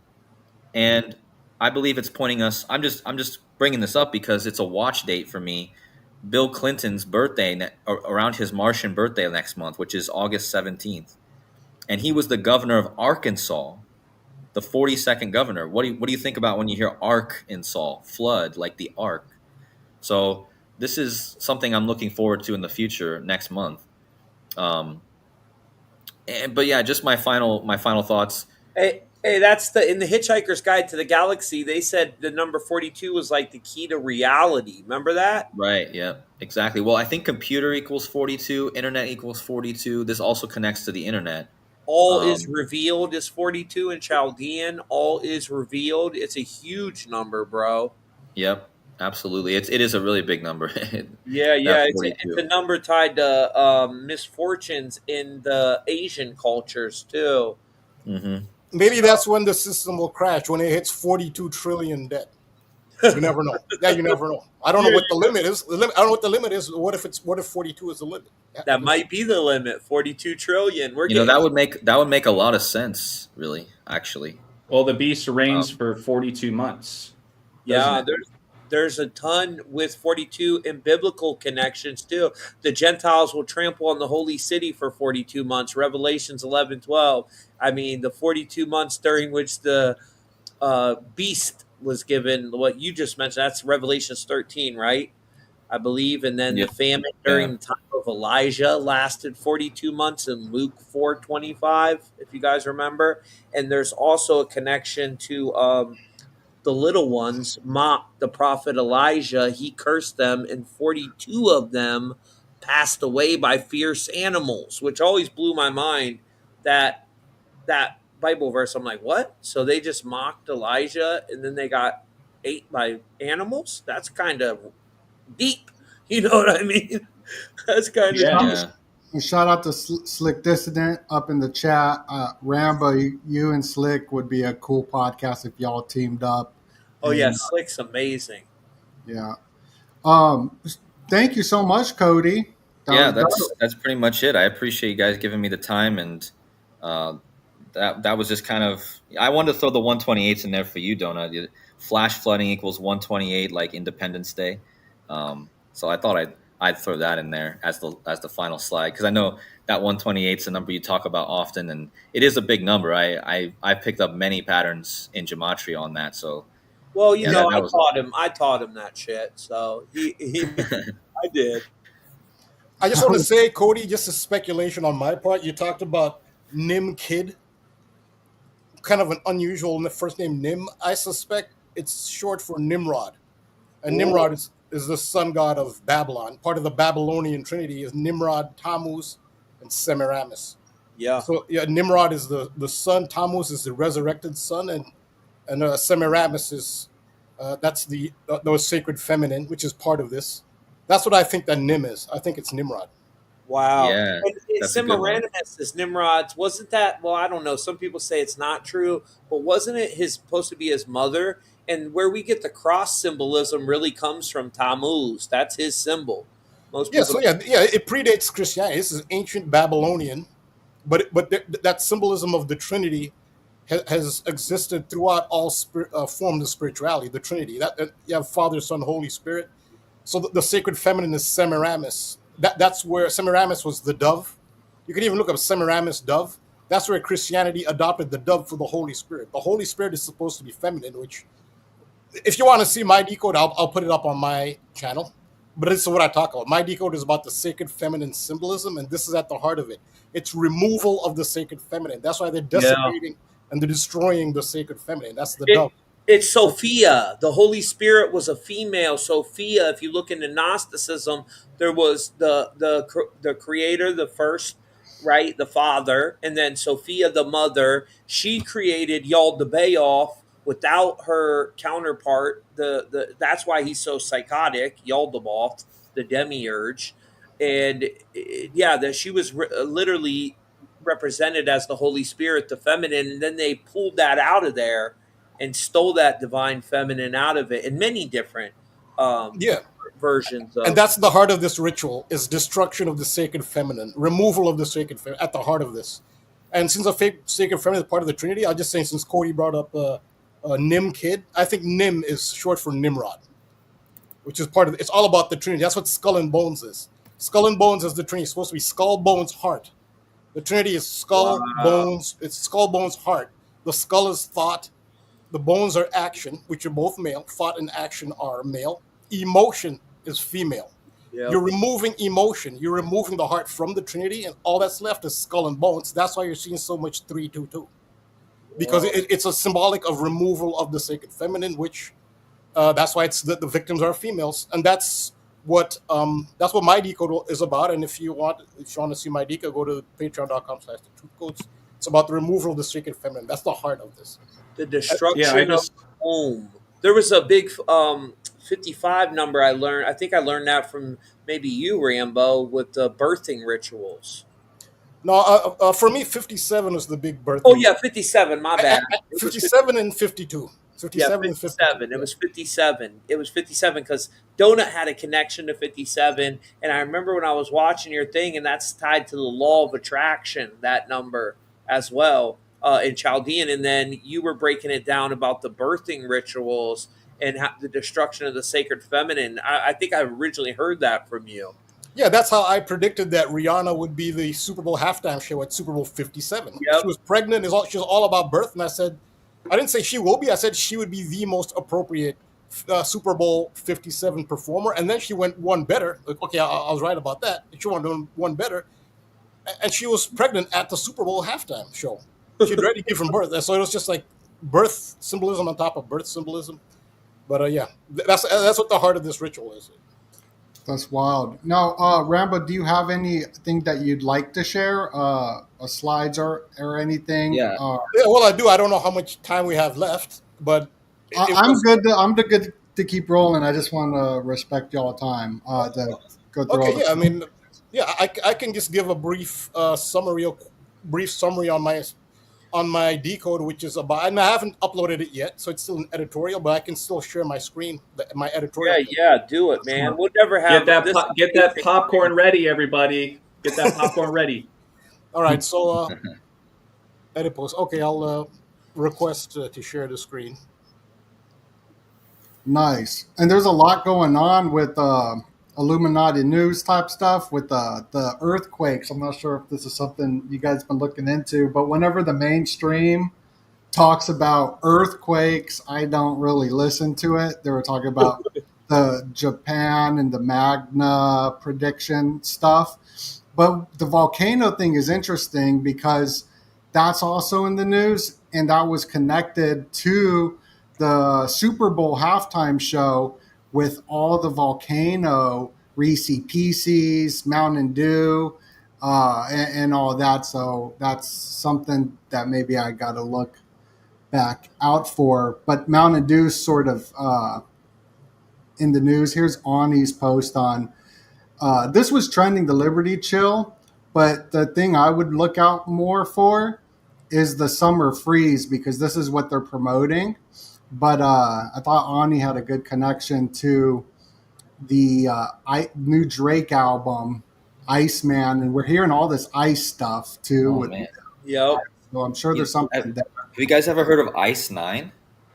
No, what's that? It's a theory that there's going to be an attack on the banks, a cyber attack on the banks that's going to freeze the banking system. There you It's called go. the banking Cody, freeze. Cody, oh my God, man! So I'm so sorry. I don't mean to interrupt you, but I was literally about to say that San Antonio, the Spurs, the main team we've talked about, they're sponsored by Frost Bank, or at least they were. They have Frost Bank stamped on their jersey. Oh no! Wow. And I'll say this: I live right next door to Liberty Hill. So when I saw that Liberty Chill post, I was like, "Uh-oh." Got to give Donut credit though. I might have taught him some things, but he definitely is the OG when it comes to breaking down Mountain Dew and taught us. Because I never even looked at that. Thank taught you. me the Mountain Dew connection, and there's so much in it. Like, bro, Absolutely. So like with Mountain Dew, thank you for saying that. But like this code red, and people could fact check me. Maybe I'm wrong and egotistical, but during this the Hawaii Maui burst, I don't know if I came up with the Maui burst thing. Probably not. Yeah, but you did. I definitely was like pushing it hard though. But when it comes to the code red, that was something me and my friend came up with. We're like, yo, the code red system. But now it's like on all these big main, I don't know what podcast this is, but Donut, your Miami blue connection, think about right now, I'm sure you've seen this, about the people are taking buckets outside as it's raining, and the water is like Powerade blue. I'm sure you've seen. I'm working on a video about it right now about ball. I'm almost done with it. Yeah, the water is raining freaking blue, bro. It's going viral. It's like this color blue. It looks like antifreeze, though. It's that blue drip, bro. It's that blue drip. Where can I find that? Because I got to show people. Because I just did a whole video on just Google blue rain, right? Like right now, Google blue rain. You'll see it. It's like going viral everywhere. I can't believe you brought that up because I wasn't gonna say nothing because I'm working on a video about it. Okay, here I'm gonna just. It was one of the first things I thought of. I was thinking about you, Donut. Where I was like, oh my God, look at this. there's tons of videos on it. Like it's going viral everywhere. It started going viral That's that blue yesterday. drip, bro. It's that blue. It's chalk, bro. It's the Aztec chalk. But okay, that's interesting. Thank you for I'm gonna do a video on that too. Yeah, I'm working on one. It looks like antifreeze. Like it's like, what is going on? Is this some geoengineering stuff going on here? I mean, rain doesn't come out blue. That's crazy. That's crazy. I've never seen it. I'm 42 years old. Speaking of the number 42, and I've never seen blue rain. Now we got all this blue rain. A couple years back, we had snow that wouldn't melt. I mean, what is going on in this reality? It's like the Matrix is glitching, bro. It's called geoengineering, is what it is. They're doing some craziness. So Rambo, this is your screen is a cool. I'm sharing it. Yeah. This is it. I haven't yet made a title, but I told you kind of the gist of it. And it's about the flooding in Texas. I'm going at the esoteric heart of it. I went over it. It's the destruction of the sacred feminine, but the wolf is a major symbol here. And that has to do with it's the Guadalupe River. And lupe, it comes from the Latin word for wolf, which is lupus. And this goes to Rome, the arguably maybe the most powerful empire in history. Rome did not die. Nope. It changed its facade. Rome is still in power. Oh. And you can tell us by the symbolism. That's why you read symbols, understand symbols. There's a saying I like to stress, which is a picture can express 1,000 words. A symbol can express 1,000 pictures. And the wolf is one of those pictures. Now, there are two major entities that use the wolf as a symbol. One is Rome.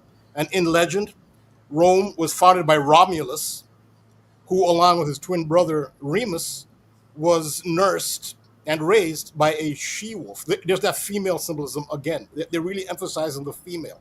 It's a female wolf that raised Romulus and Remus, which is the symbol of Rome. The other wolf is a symbol of the tribe of Benjamin. The Israelites were held captive in Babylon for 70 years. And there were two tribes that were held captive. It was the tribe of Benjamin and the tribe of Judah. Judah is the lion. They use the lion as the symbol. Yep. Benjamin uses the wolf. So, and they were held captive in Babylon. And so the destruction of sacred feminine, removal of the sacred feminine that I talked about, and Tommy is clearly very familiar with, that also applies to Judaism, because there are 12 tribes. Judah is one of 12, but the religion as a whole is now referred to as Judaism. That one refers to one tribe. So that shows you the influence. So they did change. Their practices were different before they were held captive in Babylon. Before they were held captive in Babylon, they used to honor the sacred feminine in the form of Asherah. And in the holy temples, they had symbols, usually a pole or a tree, in honor of Asherah, who's the sacred feminine. And you'll see how this is clearly about Asherah. So you have the wolf symbol and the Asherah symbol. It's abundantly clear in this ritual here with the Texas flooding. And so it's called Guadalupe. Lupus is wolf. So Guadalupe, they say he has multiple meanings. One of them is river of the wolf. You think Gua is in agua. The word in Spanish for water is agua. So Gua, the G-U-A, and then Lupe. So you can see how that's water and wolf. So it means river of the wolf. The wolf is, Rome is the wolf, and the tribe of Benjamin is the wolf. And so I talk about the sacred feminine. So Guadalupe is a reference to one of the holiest sites in Christianity, particularly Catholicism, which is Our Lady of Guadalupe Shrine, which is in Mexico.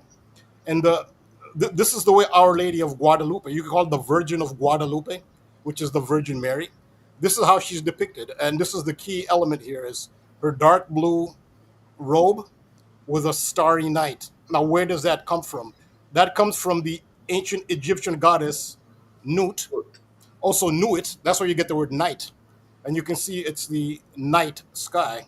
And this is how Okay, where is this graphic? Oh, it's at the top. I saw it. yeah, okay, thank you.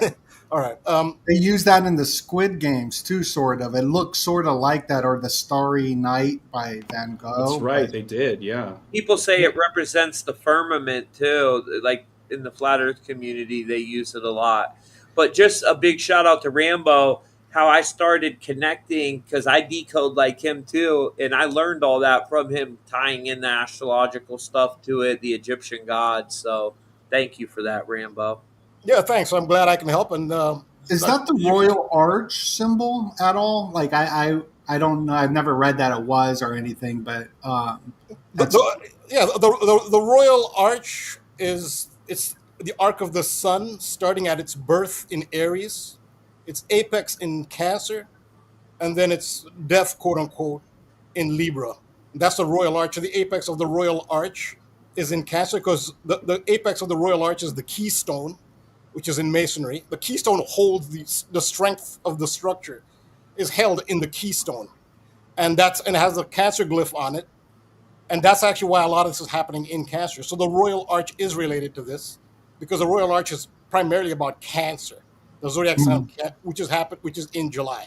So yeah, the royal arch is related in that term, in that respect. But yeah. so the goddess Nut or Nuit, which is in English you get the word night.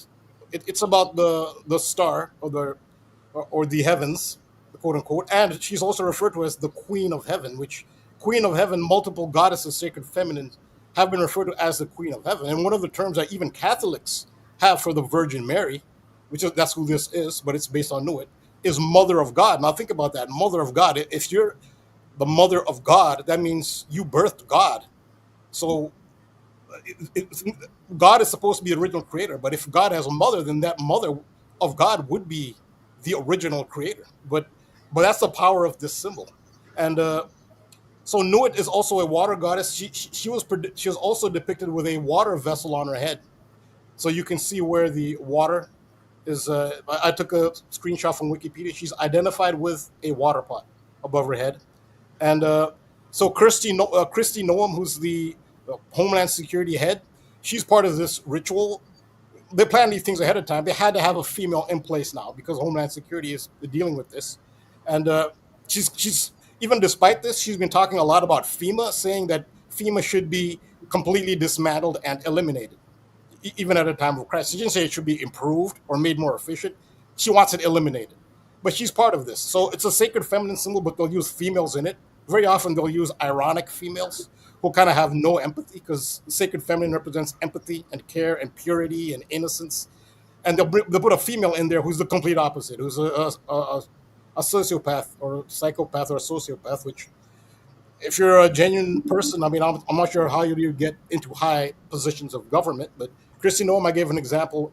She quotes, yeah, I mean, that's keeping it real. But she says, I walked through the cabin where all the little girls died. It's one of the major headlines, but she's part of the ritual. They wanted a female in place for this. And think about the name FEMA.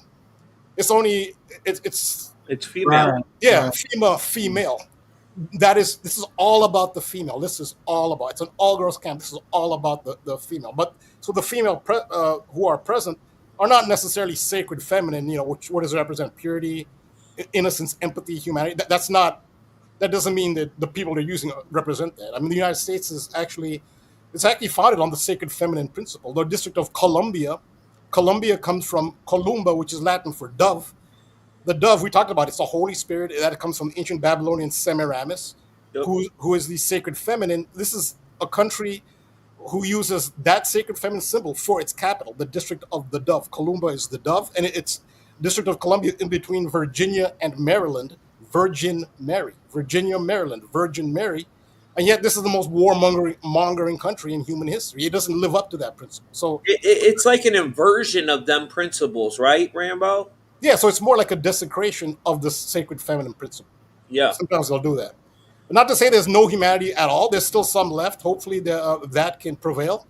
There is some humanity left, and even there's some people in government who have some humanity. So this is not hopeless. It's not over, but this is just the rituals they play. But look at where Christy Noam is from, Watertown, South Dakota. That's why she's chosen for the ritual. Oh And wow. yeah, it's going back to Newt. Again, that's where Our Lady of Guadalupe is based on Newt, and the water vessel on her head. And so yeah, so this is about the some of the headlines, and these are preteen girls specifically. So there's that virgin symbolism and sacred feminine symbolism, and it's also I talk about Virginia and Maryland symbolizing Virgin Mary.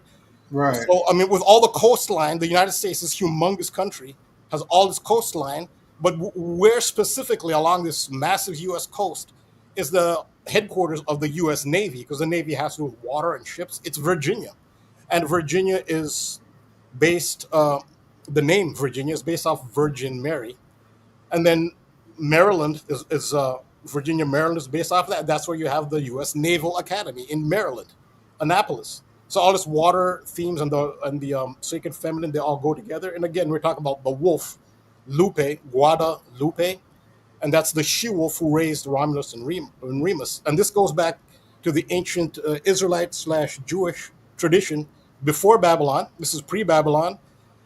Asherah. Asherah was worshipped in the temples, and there's disagreement. Asherah could have been the consort of Baal or Yahweh, or she could have been the consort of El. So those are two, and historians don't agree on which she was. But Asherah What do was, you think? What do you think? I always thought she was a consort of Baal, but is that wrong? I mean, historians disagree, but she seems more aquatic, and she seems more in line with the ancient Mesopotamian Anu. That's where you get Oh, Anunnaki from. yeah, Anu, yeah. and Anu had the trident, which he gave to Enki, who's Neptune, who's Poseidon, Yep. who's yeah, it's Enki. And Ashura seems to tie more into that. And Abal is the weather god, the storm god, and Yeah, that's that's fascinating. more Enlil. So So Ashura is what she used to have. That's why we have like Pride Month. It's all tied to Ashura, yeah, right? so Pride Month is a modern iteration. So what they're doing now in the modern times probably is not related to the veneration of Ashura in original ancient times. So if now they have Right, right. yeah, if they're doing Pride, and think about Pride Month. What's the symbol for Pride? Is the rainbow, and the rainbow came out after the Great Flood. So I think that's maybe how. And so there's a very important moniker of Ashura, and that is, and I put it in my headline: "She who treads on the sea." And I have I Wow, I give an never example heard that about her. from the Encyclopedia Britannica on Ashura. I show how she who treads on the sea is one of her monikers. And I'd like to give a shout out to one of my patrons, a longtime supporter who I deeply appreciate. She's very knowledgeable. She goes by Casey, and she's educated me a lot on the history and the mythology of Ashura and the original Israelite spiritual tradition where Ashura was she was at the same level as the male gods. Baal and El. She was at their level, Yeah. but she got removed. This is destruction. So again, so shout out to Casey, one of my patrons, for educating me on this. Do I you, couldn't do have you, put this all together, do yeah, you without think her. she's Tanit in the Phoenician culture? Do you think she's that god or no? Are they different entities? Ashura. He You said, don't know. how do you say Tenet? Tanet, yeah, they she was a god like amongst the Phoenicians and the Carthaginians. I'm They from yeah. So Tenet, I think, is a derivative from Tiamat, and ah yeah, and Tiamat. Now Tiamat is interesting. You talk about destruction of the sacred feminine, the ultimate destruction of the sacred feminine, the ultimate uh, uh, ritual is depicted in Star Wars, and that might be uh, an actual event. The original home planet of Princess Leia, she's the sacred feminine there, and Luke Skywalker, their original home planet was Alderaan. Now, the Death Star in Star Wars destroyed the entire planet of Alderaan. Alderaan was you can see it had these sacred feminine principles of, there's harmony. It's kind of this idyllic kind of Garden of Eden type planet, and it got destroyed by the Death Star completely. That was Princess Leia and Luke Skywalker's home planet. and they were twins. Think of the twins that founded Rome, Romulus, Remus. That same symbolism. The orbits right now you have, if you include Pluto as a planet, 9 planets, but there are 10 orbits. There is an orbit which doesn't have a planet on it, and that's the asteroid belt. Now the Ceres is on the asteroid belt, and I think it might be considered a planet now, but the asteroid belt is an orbit with no planet on it, and it appears that there used to be a planet on that orbit. It's in between Mars and Jupiter. So from Mars, the next planet after Mars is Jupiter, but there's an orbit in between those Mars and Jupiter. That's the asteroid belt. That could have been the location of a planet along. What is that? They wasn't there a planet in Vulcan at one time there in that area named Vulcan? Yeah, so Tiamat is one of the words given for that planet. Yeah. Phaeton is another name given for that. And also Lucifer is another name given for it. Now, Lucifer is the light bearer. Lucifer doesn't necessarily always have a negative connotation. That came from Dante when he did Dante's Inferno, and Milton, who did Paradise Lost. Think of Milton. Where did I say George Bush Sr. was from? Milton, Connecticut. Milton did Paradise Lost, and Paradise Lost is a book very highly regarded by Satanists.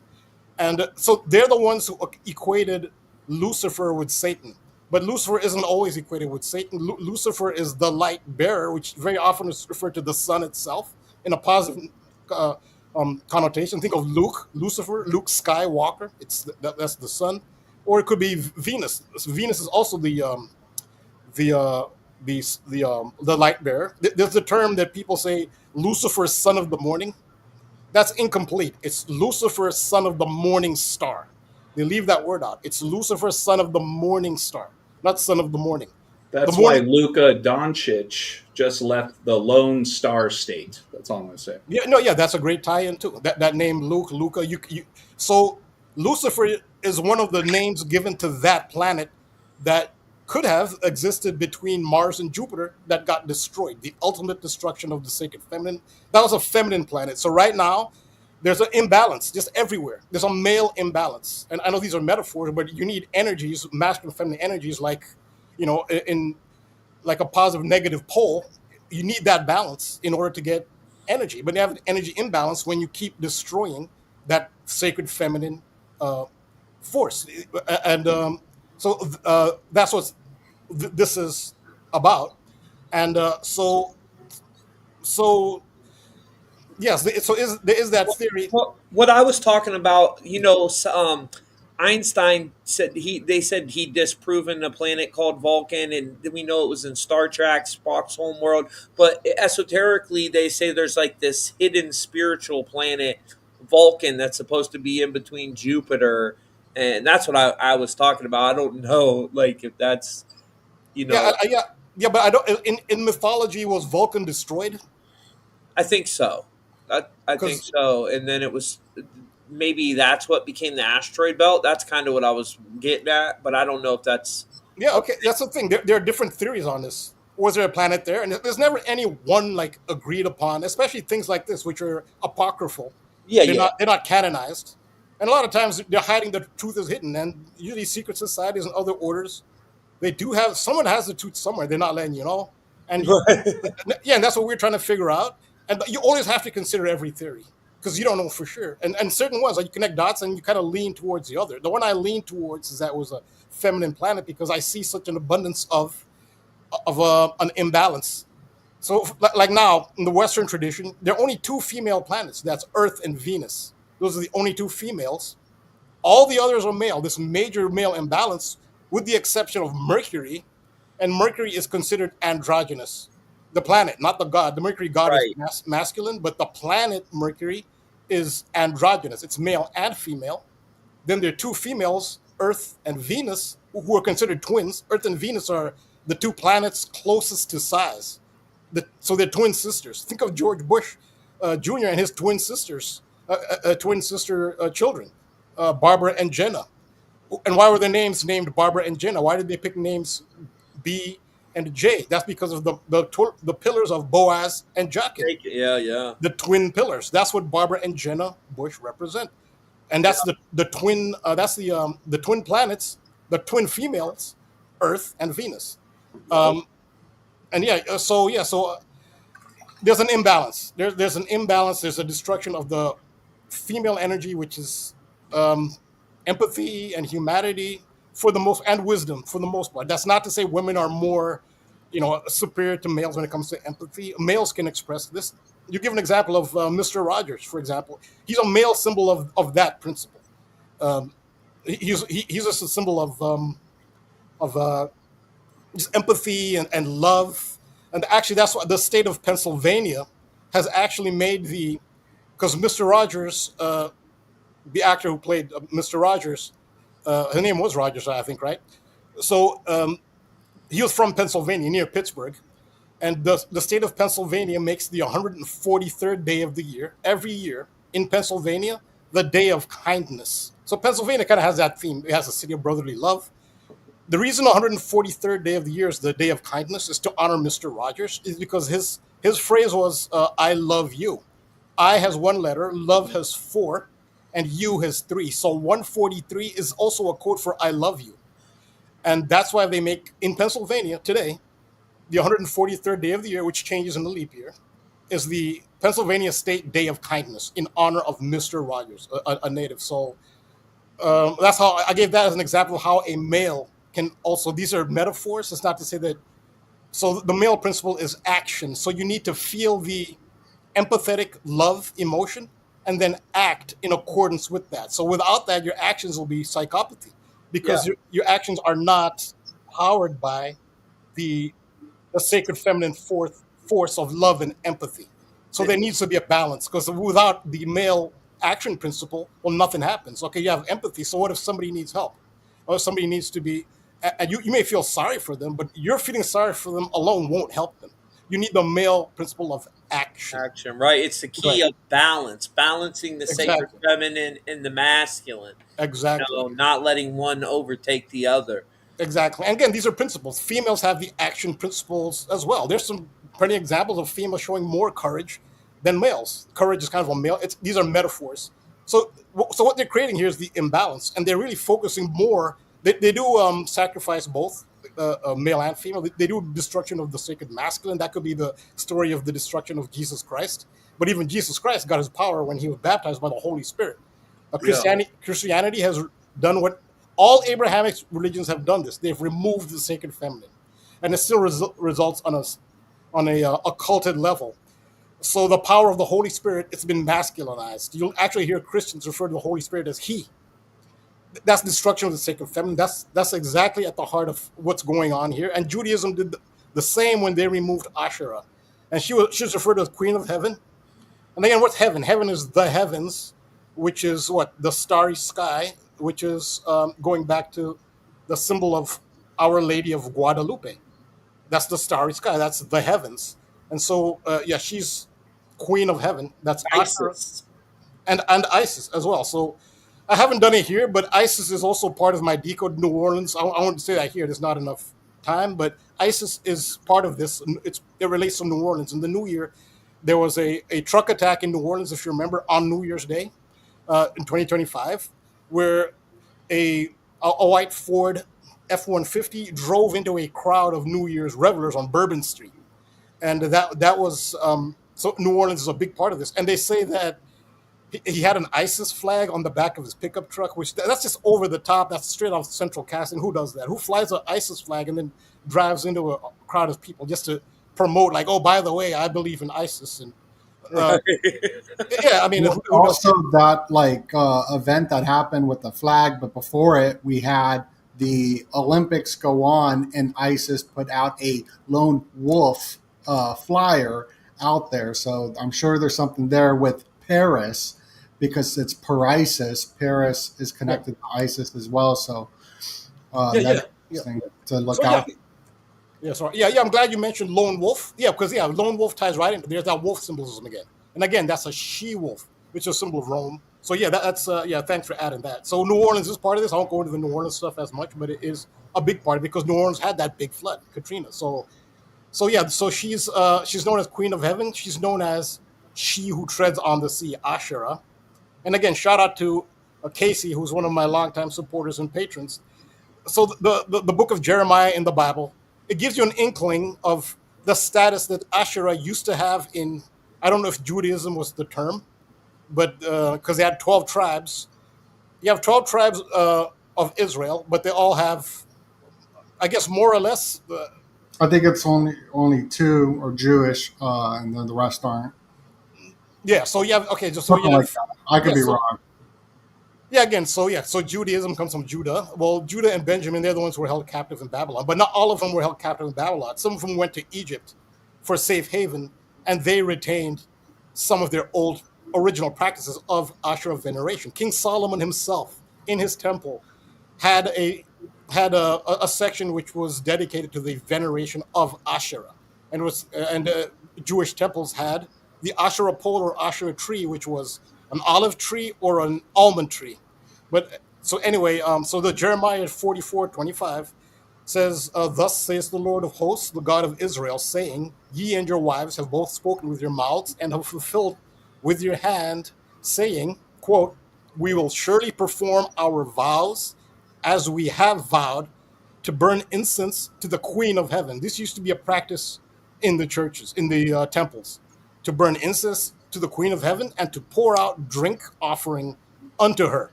So this is this is an example of what the old practice used to be. And so again, so Asherah, 70 is a code here because Benjamin and Judah, the tribes, they were held captive in Babylon for 70 years. That is an interesting number regarding Asherah. Now, I'm not quoting the Encyclopedia Britannica here. She was the mother of 70 gods. And isn't it ironic that when they came back from 70 years in captivity, where they used to venerate Asherah, who was the mother of 70 gods, 70 years later, they come back and they remove Asherah. They removed Asherah from the temple and from worship when they returned from Babylon. And it was 70 years, 70 gods. So that's, and I give the example of how Benjamin, the symbol for Benjamin was a wolf. And again, Guadalupe, Lupe is wolf. That's what this is about. Why is the attack on girls in a girls' camp? It is the removal of Asherah from worship in Judaism and Abrahamic religions in general. It's destruction of the sacred feminine. And that's why the wolf is so central to this. The tribe of Benjamin removed Asherah. And Shout out to my I got 13% Sephardic Jew in me, so shout out to, I found that out on 23andMe. You know what I'm saying? Shout out to that 13% out there. yeah, I mean, you'll be surprised everybody's DNA, what they have part of. But I'm mostly Sicilian, but I never even knew I had that in me, Rambo, until I did the 23andMe. Then I got some Irish, some other stuff I didn't know, Scottish. I'm like, damn. Tommy, you submitted your DNA. Come on, Yeah, man. well, this was listen, guys. Listen. It was way before I knew anything that I know now. This is when 23andMe first came out, so they're always updating it, right? Still to this day. And I told my mother when she had me do it that I was scared to do it. I wasn't even into conspiracies then. But she was like, "Well, you've been to the feds. Went to the penitentiary before, so she's like, they already got your DNA." So I'm like, okay, whatever. She swabbed me up, and yeah, now I'm like, oh, I shouldn't have did that, because they can use that to make certain things to target you with your DNA. But if they want your DNA ball, they can get your DNA, buddy. Well, I mean, yeah, no. To your point, they not already have it in some way, shape, or form. I was just, I But thought I that know was a it's funny so stupid. Yeah, I shouldn't have did it, but I did. So yeah, I'm also curious. I'm very curious about my DNA. I have a general idea without a DNA analysis, but yeah, I wouldn't submit it there. But I do have a general idea. Without getting into it, my mother's maiden name is German Jewish. I'll leave it at that. I won't get more into that. But continuing, oh, yeah, hi.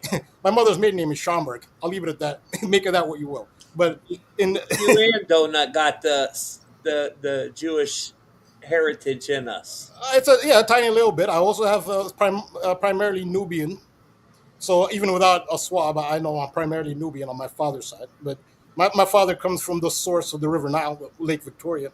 That's where the River Nile starts from. So there's history there. Yeah, so we're all, at the end of the day, in spirit, we're really spirits trapped in in physical forms, and it's best not to get wrapped up in the physical form part and Right. focus more on the spiritual part, because that spirit part is eternal, never will die. It doesn't have a beginning or an ending. The physical part will end, just to keep that perspective. Yeah, they use it to try to divide us too, like the races, the religions, and they it's a big divide and conquer thing. Yeah, Um, and yeah, that's the ego. The yep. physical realm is the realm of the ego. If you get too wrapped up, yes, is this realm? Yes, it's precious. Life is precious, but yeah, keep things in perspective. You're an eternal spirit, and I mean, I personally believe in reincarnation, and many allegories I do too. point to reincarnation. Even all the allegories, like the Masonic allegories of Hiram Abiff and Solomon's Temple. Solomon's Temple is about completing your life's work, which takes place over multiple lifetimes. It's about reincarnation. That's what that legend is about. And you don't reincarnate always in the same physical form. Like, you're not, someone's a female, you can't always be a female, or always European, or always black, or always Asian. You should be able, at a higher spiritual level, to see yourself in every single human being. Let me tell And you something, Rambo. To Gematria. So when I was doing these decodes, I started looking at people's life path numbers, and if you look at the life path number, right, a life path one, they say a lot of the ancient stories say we reincarnate in these cycles of 12. Okay, six as a female, six as a male. So that's one cycle.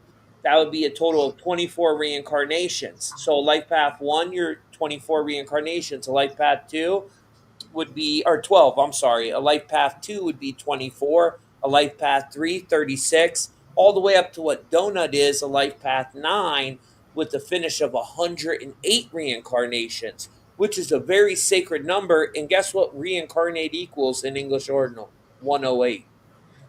oh yeah, So yeah, I think there's something to that.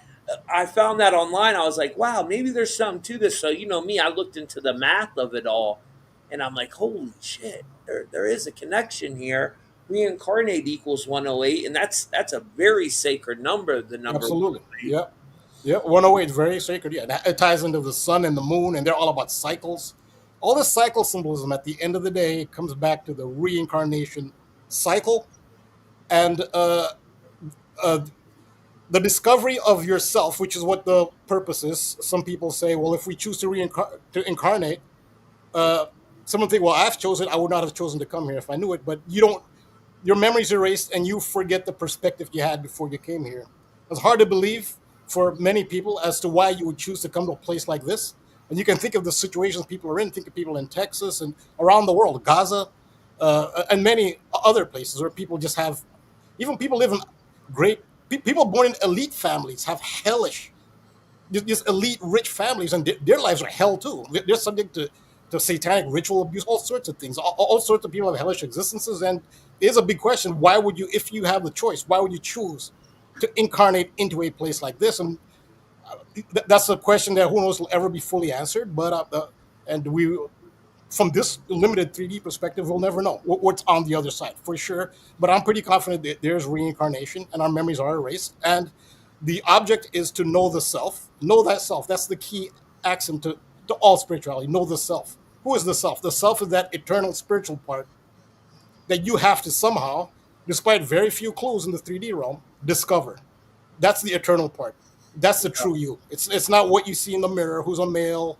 Who could be black, white, Asian, Hispanic? All these things you identify with. That's not the real you. That's the deception of 3D. And until you get in touch, realize that you're going to keep reincarnating, and that's the cycle. So I at the end, agree.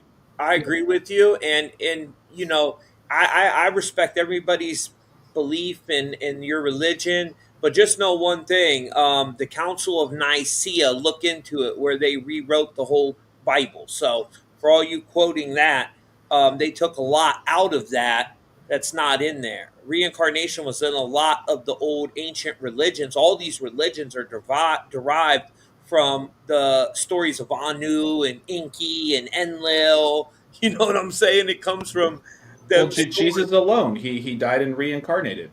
Right, there you go. So, and I love Jesus. To me, Jesus represents like that Neo archetype. I look at him different than other people do, but he's like one of my heroes. And I love all different religions, Christians, Muslims. I'm not telling you guys what to believe. I'm just giving you my perspective on what I believe, and I think Rambo's doing the same thing. But if you don't believe in reincarnation, that's okay. It's actually in the Bible. In several where there's several places where reincarnation is in the Bible. There are actually multiple. In fact, John the Baptist, they even said that John the Baptist was Elijah. So those are supposed to be two different people. Elijah lived before. John the Baptist is a separate person. No, John the Baptist was Elijah. They even say that. And even so, reincarnation was accepted. And you know that because Jesus actually asked he's quoted as asking his disciples, "Who do people say that I am?" So, and then they gave all these different theories. People say you're so and so. All these prophets that existed before, people were speculating that that's who Jesus was. And he even asked his disciples, "So, what are people saying? Like, who are you saying that I am?" Then he even turned it on to his disciples and says, "Who do you say that I am?" And it's all about reincarnation. He is the Yeah. reincarnation of, and it goes further back. You can look into the work of Edgar Casey. Edgar Casey is the Americans prophet. They call him the sleeping prophet. Edgar Casey, if you're familiar with him, he has, and he was a savant. Like he knew things that it was inexplicable. It's like this knowledge was just downloaded into him instantaneously. Like he discovered vitamin E before vitamin E was discovered. He only knew that in retrospect. Once they discovered vitamin E in the lab, then they looked back and wait a minute, that's what Edward Casey was talking about. So he knew about vitamin E. So and he actually had like multiple death experience, like in excess of 5, 6 death experiences where he died and came back. Edgar Casey. So he has his theory on the reincarnations of Jesus, and he talks about all these ancient archetypes. He said that is actually Jesus reincarnating, like Zoroaster was one of the examples he gave of Zoroastrianism. And Yeah. isn't it interesting that the three wise men who knew of the birth of Jesus, they were called Magi. Magi are Zoroastrian high priests. Why Yep. would Zoroastrian high priests from Persia be given the knowledge of the incarnation of the baby Jesus? Why would it be given to Zoroastrians and not to Israelite high priests? Isn't he supposed to be king of the Jews? Why is that the three wise men from the east? They were Magi. Those are Zoroastrian high priests. It's Yep. because, and going along with Edgar Casey, he gave the whole lineage. He was the reincarnation of Zoroaster. That's the messenger archetype, which is Mercury. But yeah, so I'll just get back into this real quick. I'll finish the sacred feminine part. Is just real quick. This is how they removed the sacred feminine Asherah, who was venerated in original Judaism at the same level as Yahweh. And okay, so in ancient Israelite religion, an Asherah pole, this was in every temple, a sacred, and in Solomon's temple, Solomon venerated Asherah, a sacred object associated with the Canaanite goddess Asherah, often depicted as a pole or stylized tree, and sometimes even a grove of trees. These poles were often placed near altars or high places, and their presence signified a departure from the worship of the Israelite god Yahweh and a turn towards foreign deities, particularly Asherah. So she started being depicted as a rival to Yahweh. So they changed their perception. So now they're saying, wait, the Asherah pole, no, that's taking you away from the worship of Yahweh. You can't have that. And that was removed from the temple. Solomon had Asherah pole in his temple. But then this happened after Babylon. Then they said, no, no, no. Asherah is a rival, and this is idolatry. And she's a foreign deity. She's Canaanite. Get rid of her. That is the symbolism behind what is going on now. And so I'll give. So you can find a lot of information. I just came across some informational, very informative blogs. One of them, it's just you can see in the title, Asherah, the lost goddess of the Hebrew people. So Asherah was removed from Judaism. Asherah was part of original Judaism, and Rome continued it because Rome is the one who canonized the Roman Catholicism, which is you talk about the Council of Nicaea, which created the official institution of Christianity, originally in the form of the Catholic Church, and that's what the Bible essentially is. It's a group of texts edited by Rome. That's what the canonized Yep. Bible we have now. It's, Yep. it's edited by Rome, and the things they left out are things like this, and Judaism itself. So look at what Babylon and Rome. You know, there's the same force behind it because they have the same modus operandi, which is removal of the sacred feminine. The tribe of Benjamin and Judah come back from Babylon. Suddenly, Asherah should not be worshipped anymore. And then Rome decides to adopt Christianity, edit the Bible, and remove the sacred feminine as well. Again, this is Rome and Babylon. And what do they both have in common? Rome has the wolf symbol, and the tribe of Benjamin has the wolf symbol. And that's so they have the same MO, the same symbol, it's the same force. And now you have uh, destruction of a female camp, the destruction of innocence, preteen girls. It's the same, exact same ritual, and it's the Guadalupe River. What is Guadalupe? Lupe is wolf. That's what this is all about. And And brother, you know how they try to replace Jesus with God, and they take that away. And I, like I said, I love Jesus. He's like one of my heroes. But he says in John 14:28, "My Father is greater than I." He mentions many times that he is not God. You know what I mean? So people that they strip that out of it too and try to replace, oh, now Jesus is God and all this. And if I can say, Tommy, I just chimed in the chat too. One of my favorite Bible verses, because I take the Bible very seriously. I don't take it literally like most people do. And Matthew 18:3, Jesus says to the people, he said, unless you become like little children, kind of going right back to the top of this entire live stream, you will never enter the kingdom of heaven. And I think that's why so many people are so lost, because they can't humble themselves down to Their ego. accepting that they don't know everything there is to know about the world. Even though when you graduate and put on your Freemason cap, you think that you got it all figured out. And if you need to know something, go to AI and go to Google, and then you'll know everything. You know what I mean? Right. So yeah, but the irony there is some authentic Freemasons do know the truth. So you're not supposed to stop thinking for yourself. The, Yeah. the secret societies do have some of that hidden knowledge. The allegories are all about reincarnation and completing the great work, which is the discovery of the self, which is not the body and it's not the ego. It's separating from the ego. And that's what a child represents. The thing about children is they're closer to source. You were just born. Your memory's been erased, but you're still closer to. You were just born. You're closer to that your spiritual self. As you grow, even as a child, as you grow older, then you become more and more attached to the ego and the 3D realm. And children are closer to source and closer to Yeah, their real self. Yeah. I agree with that. I think you lose it somewhere along the way. And Jesus also told us we would, you know, he taught empathy, love, compassion, all these beautiful things. I mean, look who he was hanging out with: the prostitutes, the thieves.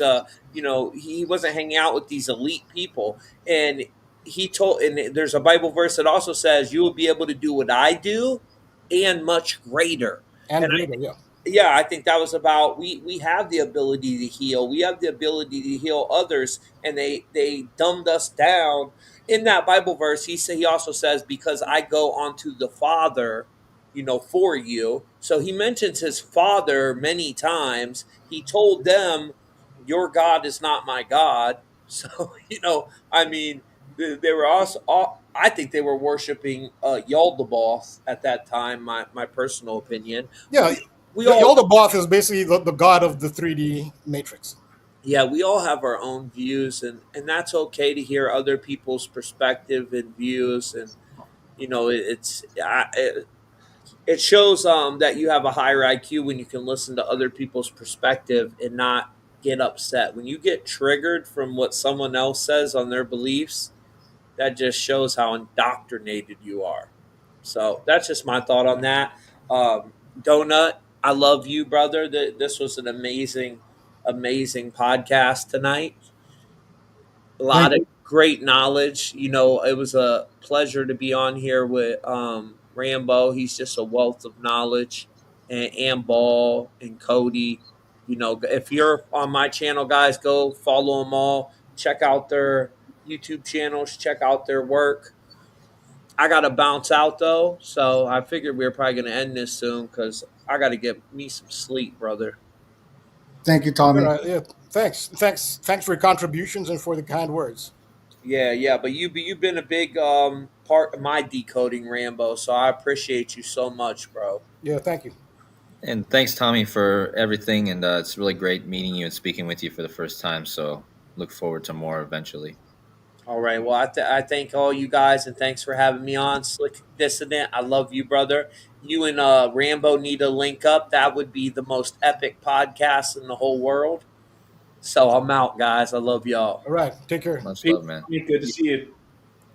Yeah, so I'm about to wrap this up here. So I'll just quote Jeremiah 44:18. But ever since we stopped burning incense to the Queen of Heaven and pouring out drink offerings to her, we have had nothing. We've had nothing and have been perishing by the sword and famine. So that's the result of the destruction of the removal of the sacred feminine symbol. And I show the Babylonian Trinity, Tammuz, Nimrod, and Semiramis. Semiramis was the dove. This is long before Christianity existed. Christianity is a relatively new spiritual practice. The dove was always the symbol of the Trinity. It was the sacred feminine part of the Trinity. The dove always had been. That's where you get Columbia. And that's why, and they attributed the dove to the the Holy Spirit, because Christianity could not have a female, because I guess that's considered against monotheism. And I talk about the action, thought, emotion Trinity, which is symbolized by the skull, crossbones, and heart. That's the full Trinity. Skull and crossbones alone is only thought and action. So that's only 2/3. And what's 2/3? 2/3 is 2 divided by 3, which is 0.666. And that is why 666 can be a code for evil. It's because of this. It's 2/3 of a Trinity. It's the removal of the heart from the skull, crossbones, femurs, heart, Trinity. And the heart, and Cody showed this, is at that's the symbol of Camp Mystic. This is what they're desecrating, or this is what they're destroying, is that heart. And that's why, as Cody has shown in such depth, why you see 322 all over this, because of this skull, bones. That's 2/3 the destruction of this, the heart part of the Trinity. Yeah, and Donut, I'm stoked that you saw that connection in last night's stream with me, Rambo, and Cody, just pointing out, like, just look at the Skull and Bones logo, and I see 2 hearts in that logo, but mainly the eye, the bigger eye. Just look at it; looks like a heart. So, Well, there's something up with the whole heart thing, and you saying like that the Twitter post is about broken hearts, and right there is the heart, and you got the heartland, you got all the deep in the heart of Texas. Well, you know that song, right? Not to leave out the fact that heart equals flood. Yeah, heart is earth, right? So there you go. Yeah. So yeah, so even the term Holy Spirit, that's the sacred feminine, Holy Ghost. So spirit and ghost, you can see how that relates to mystic. Because something mystical is not something that's visible in 3D, visible by by your physical eyes. That's what mysticism is, hidden.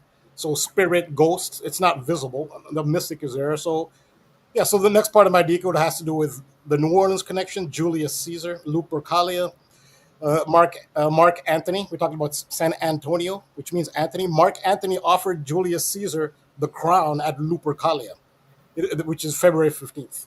So that's the Antony connection to this whole saga.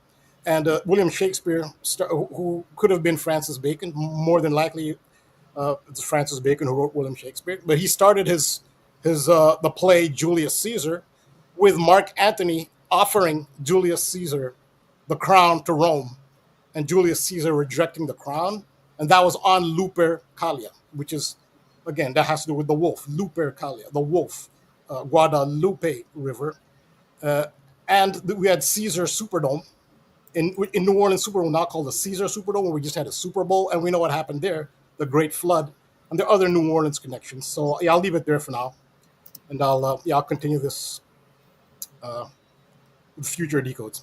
No, nice.